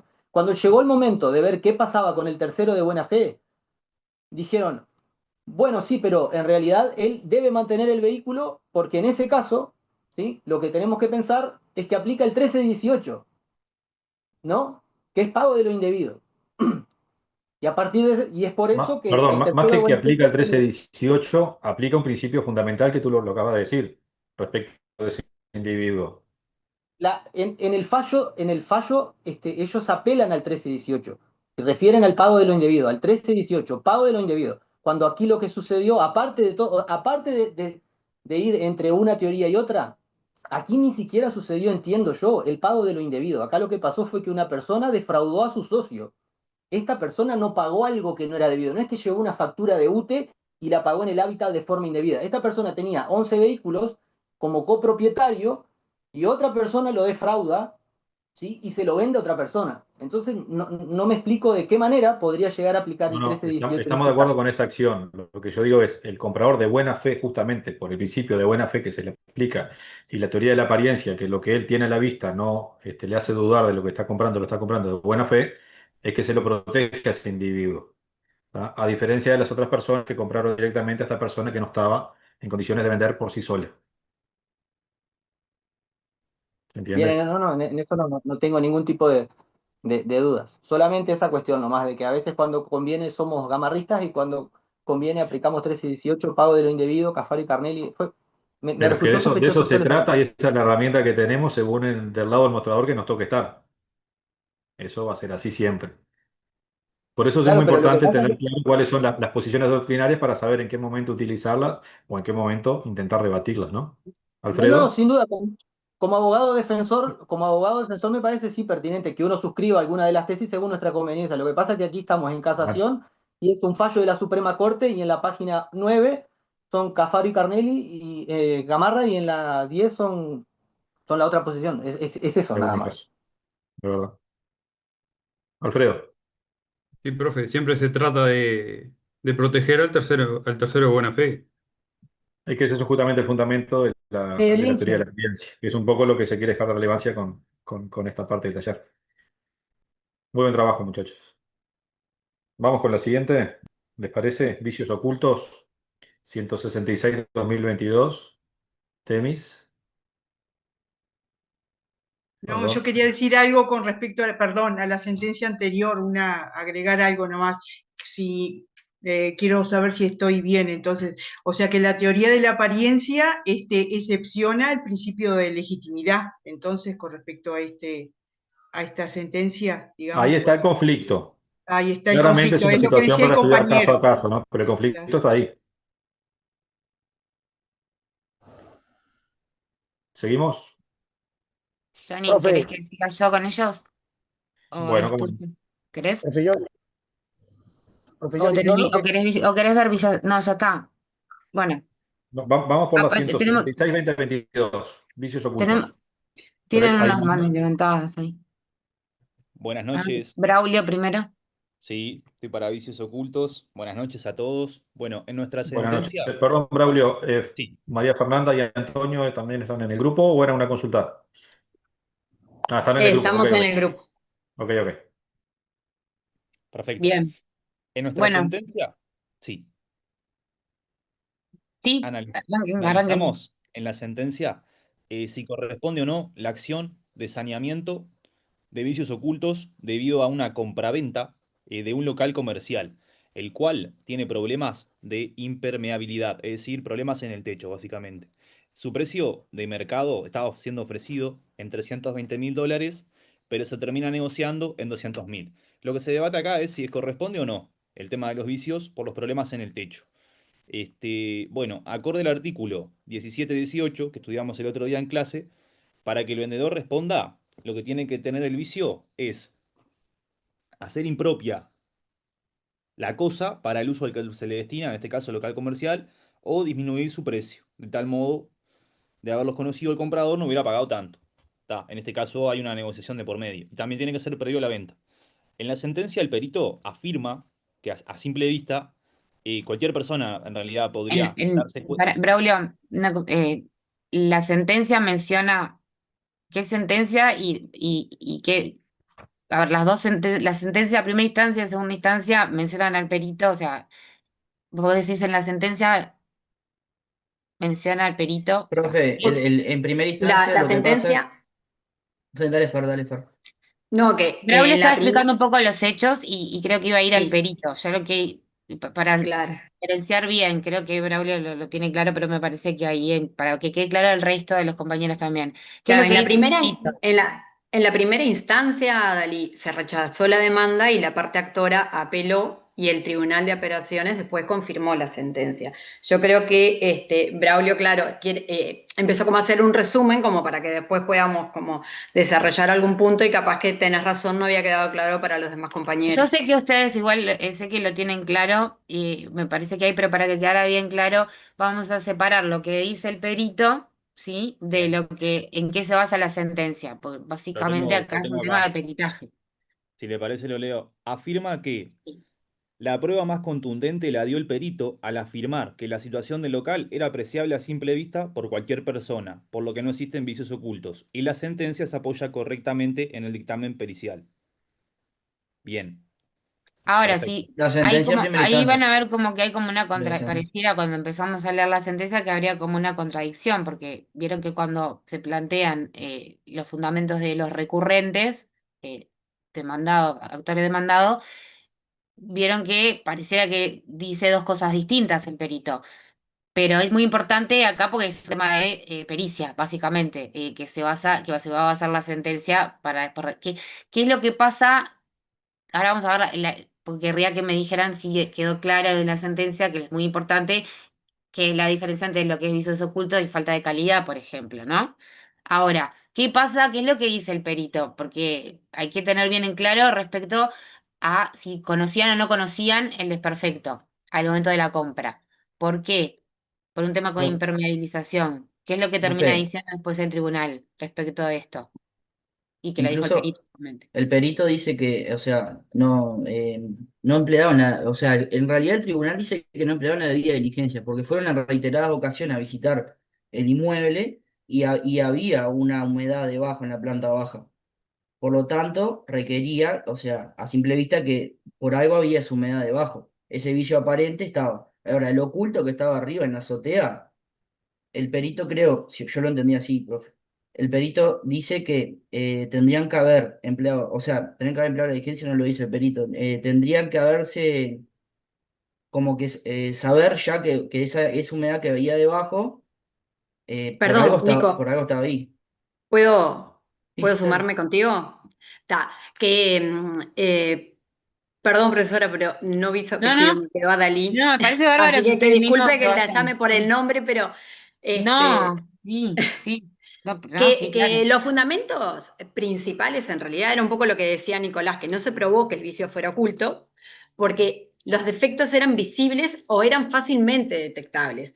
Eh, el, Primero, un poco lo que decía usted, el precio fue menor del Estado, por el Estado que estaba el inmueble. O sea, ellos pidieron una rebaja, la cual se habilitó. Por lo tanto, si vos estás pagando menos por un precio, tenés que sospechar que algo hay que se veía, claramente cualquier persona le tendría que haber llamado la atención que era en la parte superior, de dónde Claro. venía el vicio Porque el oculto. perito De diferencia hecho, que perdón, lo que el es tema no abajo es menor lo que acaba de arriba. decir María Fernanda, ¿no? Exactamente. Sí, El Sí, tema no profesor. menor, no solamente que se dieron cuenta, sino que de hecho modificaron el precio. Exactamente. Por eso se Lo modificó destacó el Braulio precio al y pagaron principio y es como importante lo que tú un decís. peso como mucho más irrisorio. Si bien después en la demanda como que no lo dicen tanto, pero fue un precio mucho menor para lo que compraron. Ustedes recuerden que una de las Entonces, consecuencias cuando se detecta el vicio oculto, una de las opciones es justamente pedir la rebaja del precio. Pero si exacto. yo compro ¿A algo a un cuánto precio minori? menor porque entiendo que ya no corresponde pagar lo que pagaría en otras condiciones, estoy en cierta manera reconociendo que hay un vicio en ese inmueble. Exacto, y básicamente es lo que ambas sentencias demuestran, que era que por la rebaja del precio y porque había ya un vicio aparente, se tenía que sospechar y se tenía que dar cuenta. Y que en la demanda aparte se describieron que se describen ciertos vicios. Y por otro lado también el actor no cumplió con la carga de probar, como lo dice el artículo, para que no me acuerdo bien, El 117, 139. el 117. Ahí está. La sustanciación. Este, Nosotros no entramos en lo procesal, sí, pero está lo bien que lo leí. mencionen porque Exacto. obviamente en esto está el cómo se demanda y la carga eh, de plantear los hechos y después probarlos, porque ahí vieron que hay todo un tema porque no niegan, no niegan que conocían ese vicio. Que lo conocían, lo dicen, o sea, expresamente en la demanda. Lo que ellos dicen, hablan de la gravedad, pero nunca niegan. Entonces es lo que dice el tribunal, no se negó el conocer, se Claro. conocía. Entonces Y ahí cae ahí, todo el tema del vicio oculto. Y claro, y ahí en, la cita del 17-18 está súper claro y en realidad, con eso en realidad, para mí es en lo que se basan sobre todo en la sentencia, porque está muy claro que no era un vicio oculto y no era algo o sea, el conocimiento del vendedor no es irrelevante en este caso porque hay una rebaja del precio. Ujú. Y hay algo importante que menciona en la sentencia, que, para ir redondeando, ¿Sí? que si ustedes nos lo pueden explicar para ver si queda bastante claro de lo que es la diferencia entre el vicio oculto y lo que es la falta de calidad de la cosa, que acá también se menciona en la sentencia y se hace mención a doctrina, a Profe, jurisprudencia. una cosa es el vicio oculto y otra cosa es la falta de calidad. El vicio oculto, por ejemplo, es lo que hace que el comprador no pueda utilizarlo de manera eficiente, ¿verdad? La utilidad disminuye. Y en realidad la calidad es totalmente lo contrario, es por la esencia, por lo que en realidad el contrato se basa en la calidad de la cosa de una determinada manera, y después cuando se hace efectivo el contrato y se perfecciona, se entrega algo totalmente diferente de calidad a lo que se acordó en el contrato, ¿verdad? O sea, en esencia, en realidad yo no entiendo que es así, con alguna corrección capaz que no puedo hacer. No, el 17-18 es un artículo súper importante en tema de vicios ocultos y tiene que quedar sumamente clara la diferencia que hay, porque después pasan estas cosas, digo, al demandar. Acá era un tema de que Perdón, se hacía ¿puedo? impropia la cosa, sí, no les quiero... No, entiendo, puedo estar equivocada, que la falta de calidad es como que cuando no se cumple con lo que se pactó, pero y en realidad el vicio oculto es lo que, bueno, lo que hemos venido hablando, ¿no? Que en realidad es algo grave, es oculto, es preexistente del momento de No, la y es compra. importante lo que dice el 17-18 al final, que hace que la cosa sea impropia para el uso para el cual la persona contrató, ¿sí? Claro, que en este caso no. Agrego algo corto, la falta de calidad está más relacionada con la determinación del objeto en sí, en realidad. En este caso está todo determinado, lo único que tiene un vicio, y en realidad están todos de acuerdo en que tiene un vicio, dice más adelante en la sentencia. Lo que no están de acuerdo es en la gravedad. Entonces, en ese sentido, no tiene mucho sentido la demanda porque ya está reconociendo que existe un vicio. Claro. Claro, pero en este caso Está el yo creo que la falta de calidad también en lo que concluyó el tribunal ya se entiende, porque no es que seas, o sea, ellos, vuelvo a repetir, capaz que es reiterativo, pero es que lo reitera también la sentencia, o sea, hay un precio que es menor, hay vicios aparentes, entonces no es que le dieron algo que ellos no vieron o que tenía unas características que no se esperaban. A mi entender es eso, sobre todo la diferencia acá en esta sentencia de la falta de calidad con el vicio. Bien. Muy bien, Em, muchachos. no sé si Joaquín y Alfredo, que levantaron la mano, es para avisar que estaban en el grupo. ¿Quieren hacer alguna precisión? ¿Agregar algo más? Sí, iba a agregar nada más, porque lo que dijeron está perfecto, que la parte demandada alega también justamente que la rebaja del precio fue porque la parte actora conocía de de los defectos del inmueble. Clarito. Bien. Ujú. Johnny, ¿este grupo está completo o no? No, ¿Intervinieron todos, Nora, chicos? tengo a Nora Bonjour y a Laura Bentancur, ¿participaron del grupo también? Ellas participaron, sí, pero Laura sé que se le complicó en el trabajo y No, Nora, simplemente para pero tomar en participaron, consideración la sí. participación. Profe, yo estoy acá escuchando a los Nora, compañeros y estaba buscando, porque ya yo había listo. hecho ahí algo también. Estaba buscando los lentes en realidad y estoy trabajando, estoy trabajando y No, escuchando. no, suficiente con eso. Buen trabajo, muchachos. Buen trabajo. Bien. ¿Les parece? Pasamos rapidito a la siguiente. Caso Ordey. Sí, profe. Antonio Ferreira. Bien. Antonio. Arrancamos. Bueno, en la introducción, la Sí, claro. sentencia 262 de 1997 abordó un conflicto jurídico propio del derecho civil patrimonial uruguayo, vinculado a la eficacia de la venta de cosas ajenas, la función de la publicidad registral y la preferencia, disculpe, entre adquirientes sucesivos sobre un mismo bien registral.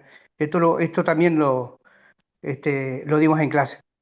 El conflicto se centra de esta sentencia radica en que se tiene que determinar cuál de las dos situaciones jurídicas incompatibles debe prevalecer cuando existan actos sucesivos relativos al derecho.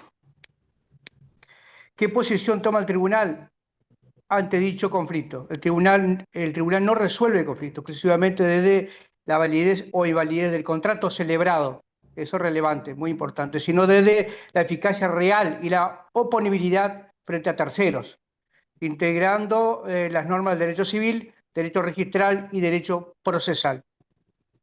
Antonio, ¿y nos encuadras un poco la situación? Sí, la El situación es una reclamo. venta que se hizo, sería una doble venta donde lo más relevante es la primacia derecho de que quien registra primero en el registro. Entonces, hay dos situaciones, una que sería en el libro, ¿no? Donde los funcionarios ingresan, y el otro es el registro directamente, ¿no? Cuando se va a registrar. Y ahí se toma la fecha del ingreso a registro, como algo prioritario, algo Bien. relevante, porque eso es lo que vale, eso es la validez del registro cuando hay doble venta. A ver, ¿Cómo Estefanía, funciona? Ahí te voy a explicar, ahí te voy a explicar. ¿Cómo Profe, funciona la venta de cosas? esperemos un poquito. Vamos a Sí. empezar, vamos a poner como el marco, que es lo que yo quería, Antonio. Entiendo lo que te estás explicando de en qué se encuadra el caso y lo que dice el tribunal, pero vamos a encuadrar la situación de autos, ¿sí? La situación del caso. Ahí sale un poco a eso de lo que voy. Primero analicemos cuál es el reclamo, qué es lo que se está planteando en la sentencia. Capaz que Estefanía, que tiene la mano levantada, puede como aportar algo más a lo de Antonio en ese sentido. Pero sí, yo el caso quiero aportar. Sí. No, está bien, está bien. Aportaste, pero después yo sigo. La señora Elvira Almeida Mayol y otros compadecen en calidad de actores, sosteniendo que poseen el mejor derecho sobre el bien por entender una enajenación que había sido realizada por otras personas que no contaban con la, mm, El con la dominio. titularidad suficiente para disponer del inmueble, actuando en la práctica como herederos aparentes. En virtud de ello es que van a promover una acción reivindicatoria y van a reclamar daños y perjuicios contra Ordey, Elvira Ordey, Olga Ordey, si mal no recuerdo. Profe, yo pido disculpas porque era un caso de 5, somos 5, pero 2 compañeras me avisaron al grupo que no estaban. Entonces cuando Antonio empezó a hablar, Antonio no lo pudimos ubicar nunca, entonces estamos medios como No desfasados pasa con esto. nada, no, porque digo, ¿Ah? vamos organizando en el camino, no pasa nada. O sea, el conflicto jurídico central radica en determinar si la transmisión realizada por quien actúa como heredero aparente puede establecer frente a terceros, digamos, el dominio del bien, jurídicamente hablando, como explicarlo yo lo puse más o menos así. El conflicto jurídico central radica entonces en determinar si la transmisión realizada por quien actúa como heredero aparente puede producir efectos frente a terceros adquirientes, así como establecer qué titularidad debe prevalecer en función de las reglas de prioridad registral y protección del tráfico jurídico. Porque yo lo que entendí es que le daban prioridad inicialmente el tribunal a quien lo registró en tiempo y forma, y el abogado en realidad dijo que sí, que había hecho el registro y no lo pudo hacer. Entonces los que vinieron y sucedieron después, en realidad no tenían, era venta de cosa ajena, o sea, basados en el artículo 1669. Y el tribunal protege a los adquirientes de buena fe, a los terceros de buena fe. Entonces, más o menos está por ahí. No sé si Antonio quiere agregar algo, porque Sí, quedé sí, sola. es verdad. No, está bien, lo hacemos ¿Y juntos. qué pasa con el registro acá? ¿Qué pasa con la función registral? O sea, La función, para claro, que quede como... es oponible, ¿no? Quien presenta el registro, en primer lugar, el que presenta lo toma como relevante el registro. Porque acá había una compraventa del 83, creo, y después había otro negocio más en el 86, y Exacto. había un tema Cosa con la ajena. inscripción registral. Exacto, Y ahí lo que decía la compañera muy bien, los daños y perjuicios, ¿no? Porque claro, el propietario Soto presenta la propiedad, el certificado, pero lo que vale realmente. ¿Cómo funciona la venta de cosas ajenas en el Código Civil uruguayo? Qué relevante esto. En el Código Civil uruguayo la venta de cosas ajenas puede ser válida como fuente de obligaciones, aunque resulte ineficaz para producir la transmisión del dominio, teniendo en cuenta el principio según el cual ningún sujeto puede transmitir más derechos de los que tiene. Sin embargo, cuando interviene el sistema registral, que es lo que tú me estás preguntando, en el principio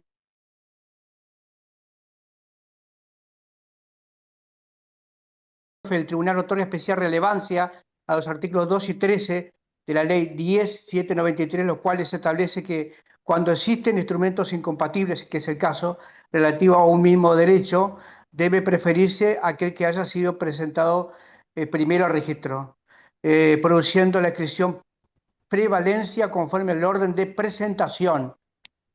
Estas normas conllevan a un criterio objetivo destinado a garantizar la seguridad del tráfico jurídico, la previsibilidad en las relaciones patrimoniales. ¿Ok? Bien, porque Ahí acá hay entonces, un tema entre el asiento y el certificado, entre el asiento registral y el exacto, certificado. A ver exacto, dónde está la prevalencia. Tengo a exacto. Cintia con la mano levantada.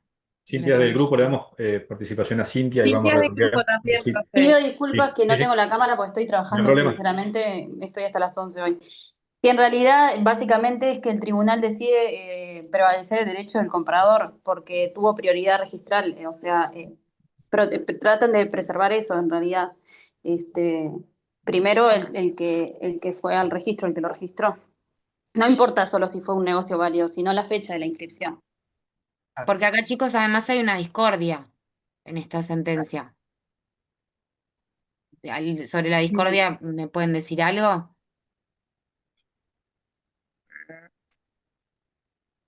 ¿O yo estoy mal?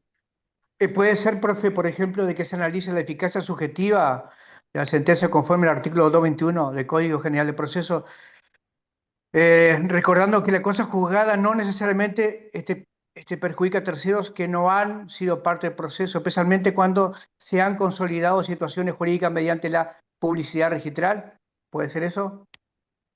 Creo que porque una de las partes, no sé si cuando tenemos que exponer, yo nunca hice taller, entonces estoy como que No, no, están, como obviamente están aprendiendo. O sea, una de ahora las después, partes, o sea, los herederos en realidad estaban reclamando daños y perjuicios, y bueno, el tribunal en realidad dicen, le damos la prioridad al artículo 12, 221 del Código General del Proceso, recordando que la cosa juzgada no necesariamente va a perjudicar a los terceros que han sido parte del proceso, especialmente cuando se han consolidado situaciones jurídicas mediante la publicidad registral. Es decir, que ellos querían reclamar los daños cuando los terceros adquirientes fueron de buena fe, contrataron un abogado, no les hizo la publicación en tiempo y forma, dijo que sí había sacado un certificado, cuando en realidad no lo tenía en la parte inicial.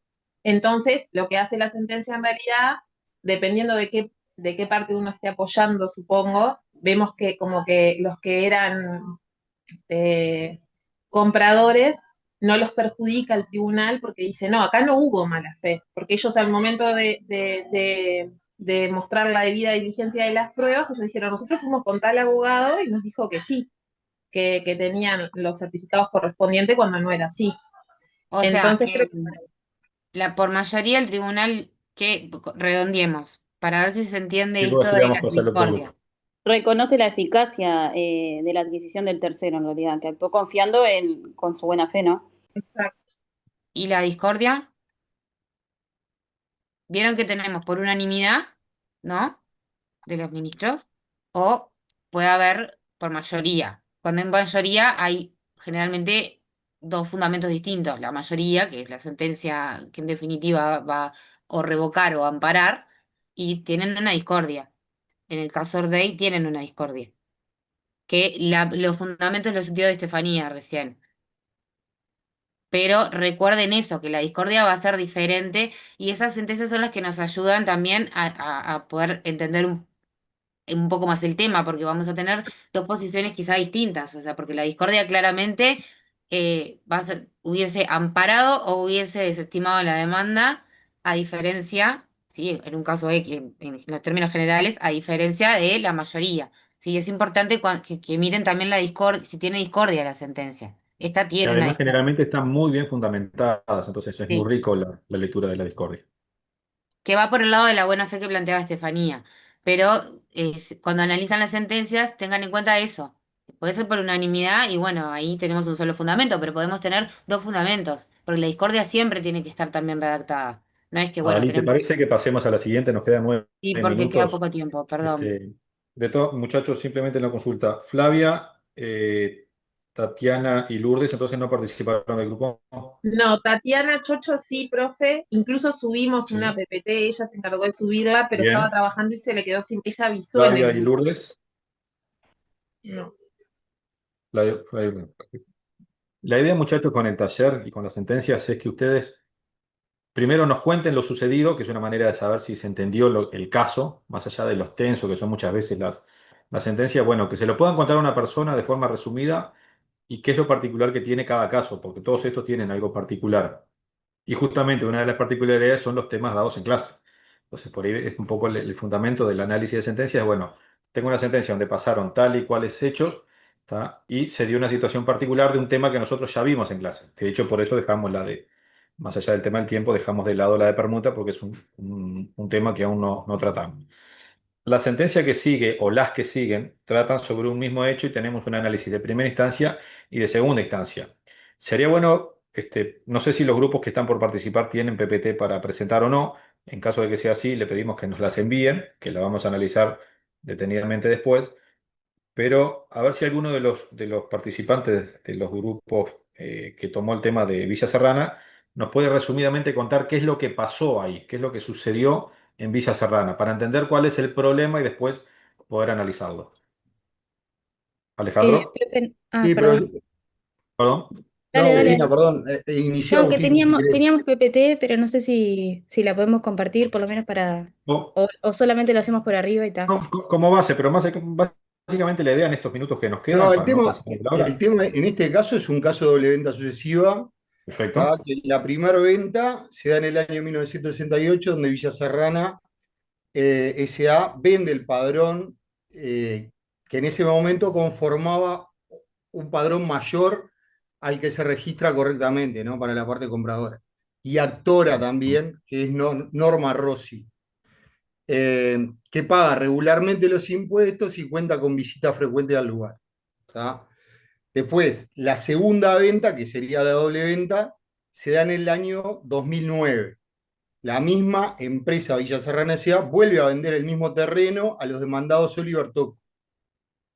Y el contexto sería que los demandados eran vecinos del lugar y compraron, según entendía, el terreno que se encontraba en estado de abandono, y el escribano solicita información del registro y no bloquea la operación, en realidad.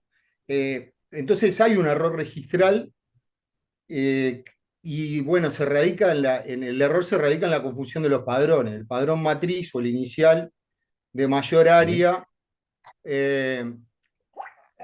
al individual con número de registro 7 y 19. El registro no O sea, vincula tenemos, perdón, para correctamente. resumir, Alejandro, si estás de acuerdo conmigo, tenemos un mismo bien, un terreno, que en su Sí, momento se ha calificado como un terreno con un número tal, por ser el padrón de mayor área, después pasó a ser exacto. un padrón Y más matriz. pequeño. De todas maneras, esos antecedentes quedan en el registro. Un Sí, mismo bien que una misma empresa se lo vende a una persona en primera instancia y exacto. después lo vuelve a vender a una segunda persona. Esa es Exacto. ¿Qué se reclama acá o quién reclama acá? Lo que pasa es que el registro no Bien, vincula correctamente la venta del ¿de acuerdo? 1968. Fede, no sé si tenías la mano ahí Sí, o no, no. ahí yo estoy con Ale, entre otros, en el grupo, como para mencionar ahí de interesante que la parte actora, digamos, lo que vamos a poner a llamar la primer compradora, ¿tá? Ahí. Que surge, cuando va a pagar ciertos impuestos de la casa, del padrón, ve que ya están pagos, y ahí es donde ella se da cuenta de eso, y es donde demanda a los segundos compradores, pongámoslos en ese caso en esos. Perfecto, bien resumido lo de Federico. O sea, tenemos un primer comprador que cuando va a hacer un acto de dominio, que es pagar los impuestos de ese inmueble, resulta que se da cuenta que no están pagos, que alguien más los pagó. Y ahí es cuando descubre que hay otro dueño, entre comillas, otra persona que volvió a comprar el bien. Y bueno, por supuesto que hace la acción para reclamar ese bien. ¿Qué En sucede en ese- primera instancia con ese primer reclamo? en realidad, Eso es lo del primer grupo, ¿verdad? sí, en ese caso se desestima el reclamo, la doctora Venturini como jueza de primera Ujú. instancia desestima la pretensión de la actora. O ¿Y sea, con qué fundamento? ¿Por qué le da eh, la razón a los segundos compradores, entonces? Voy si querés, Federico. Dale, sí, ahí va. Claro, Rian, profe. Sí. Para resumirte, la doctora lo desestimó a la demanda porque ella da como verdadero dueño a los segundos que compraron de buena fe, argumenta la doctora, en el año 2009. Ahí está. Perfecto. Sin embargo, los dueños primeros, digamos, obviamente no están de acuerdo con esta sentencia y ellos apelan. ¿Y qué es lo que resuelve el tribunal? Mendizábal. Sí, en realidad iba, lo que resuelve después el tribunal de apelaciones va de la mano de la crítica que queremos hacer, que nosotros, por ejemplo, nos pone la duda de que en una parte de la sentencia, Villa Serrana S.A. Admite que ofreció a la compradora original padrones como para subsanar como este malentendido, digamos. En realidad como que ellos admiten de que sí, que De en alguna manera primer está lugar ellos reconociendo, vendieron. claro. Claro, ellos vendieron la propiedad del inmueble. Y después, Ojo, además, muchas veces es utilizado a modo conciliatorio. sí, sí, sí, Bueno, tengo esta sí, situación, no me di cuenta, o sí, o qué sé yo. Bueno, de alguna manera intento resolverlo sí, sí, y sí, se puede sí, llegar a una transacción en ese sentido. Es válido también, ¿no? sí, de todas Hasta por maneras, como economía que procesal. da Pero hay que lugar a la hacer un duda, ¿no? reconocimiento de la situación, entiendo y estoy Claro. totalmente de acuerdo. Y después la crítica también va por el lado de que el escribano Ramírez, él tiene acceso al registro dominal de la propiedad, en la cual figura un negocio inscrito en el 68. Entonces, como si bien él alega haber actuado con la diligencia del buen profesional, digamos, nos queda la duda de que en realidad él podría haber indagado más, o si lo hizo, no le brindó la tranquilidad que debía haberle brindado a sus clientes para efectuar el negocio. Por eso, como que nos surge que en realidad se hubiese podido tomar otra postura, teniendo en cuenta que el negocio capaz no fue de tan buena fe, sino al contrario, como que fue de mala fe que se Que un poco es realizó. lo que dice el tribunal. Sí, ¿Qué resuelve el tribunal en este caso? desestima nuestra sentencia o en la siguiente. En la segunda, el tribunal.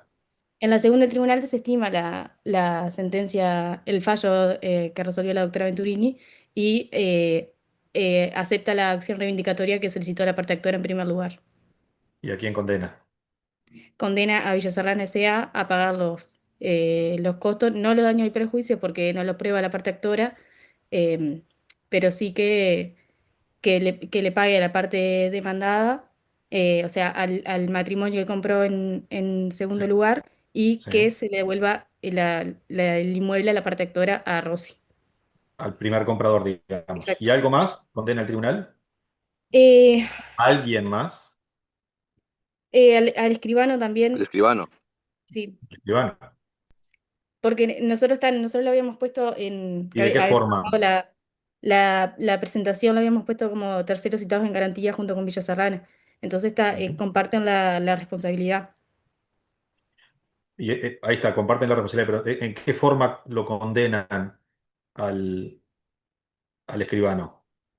¿De forma subsidiaria, de forma solidaria, in solidum?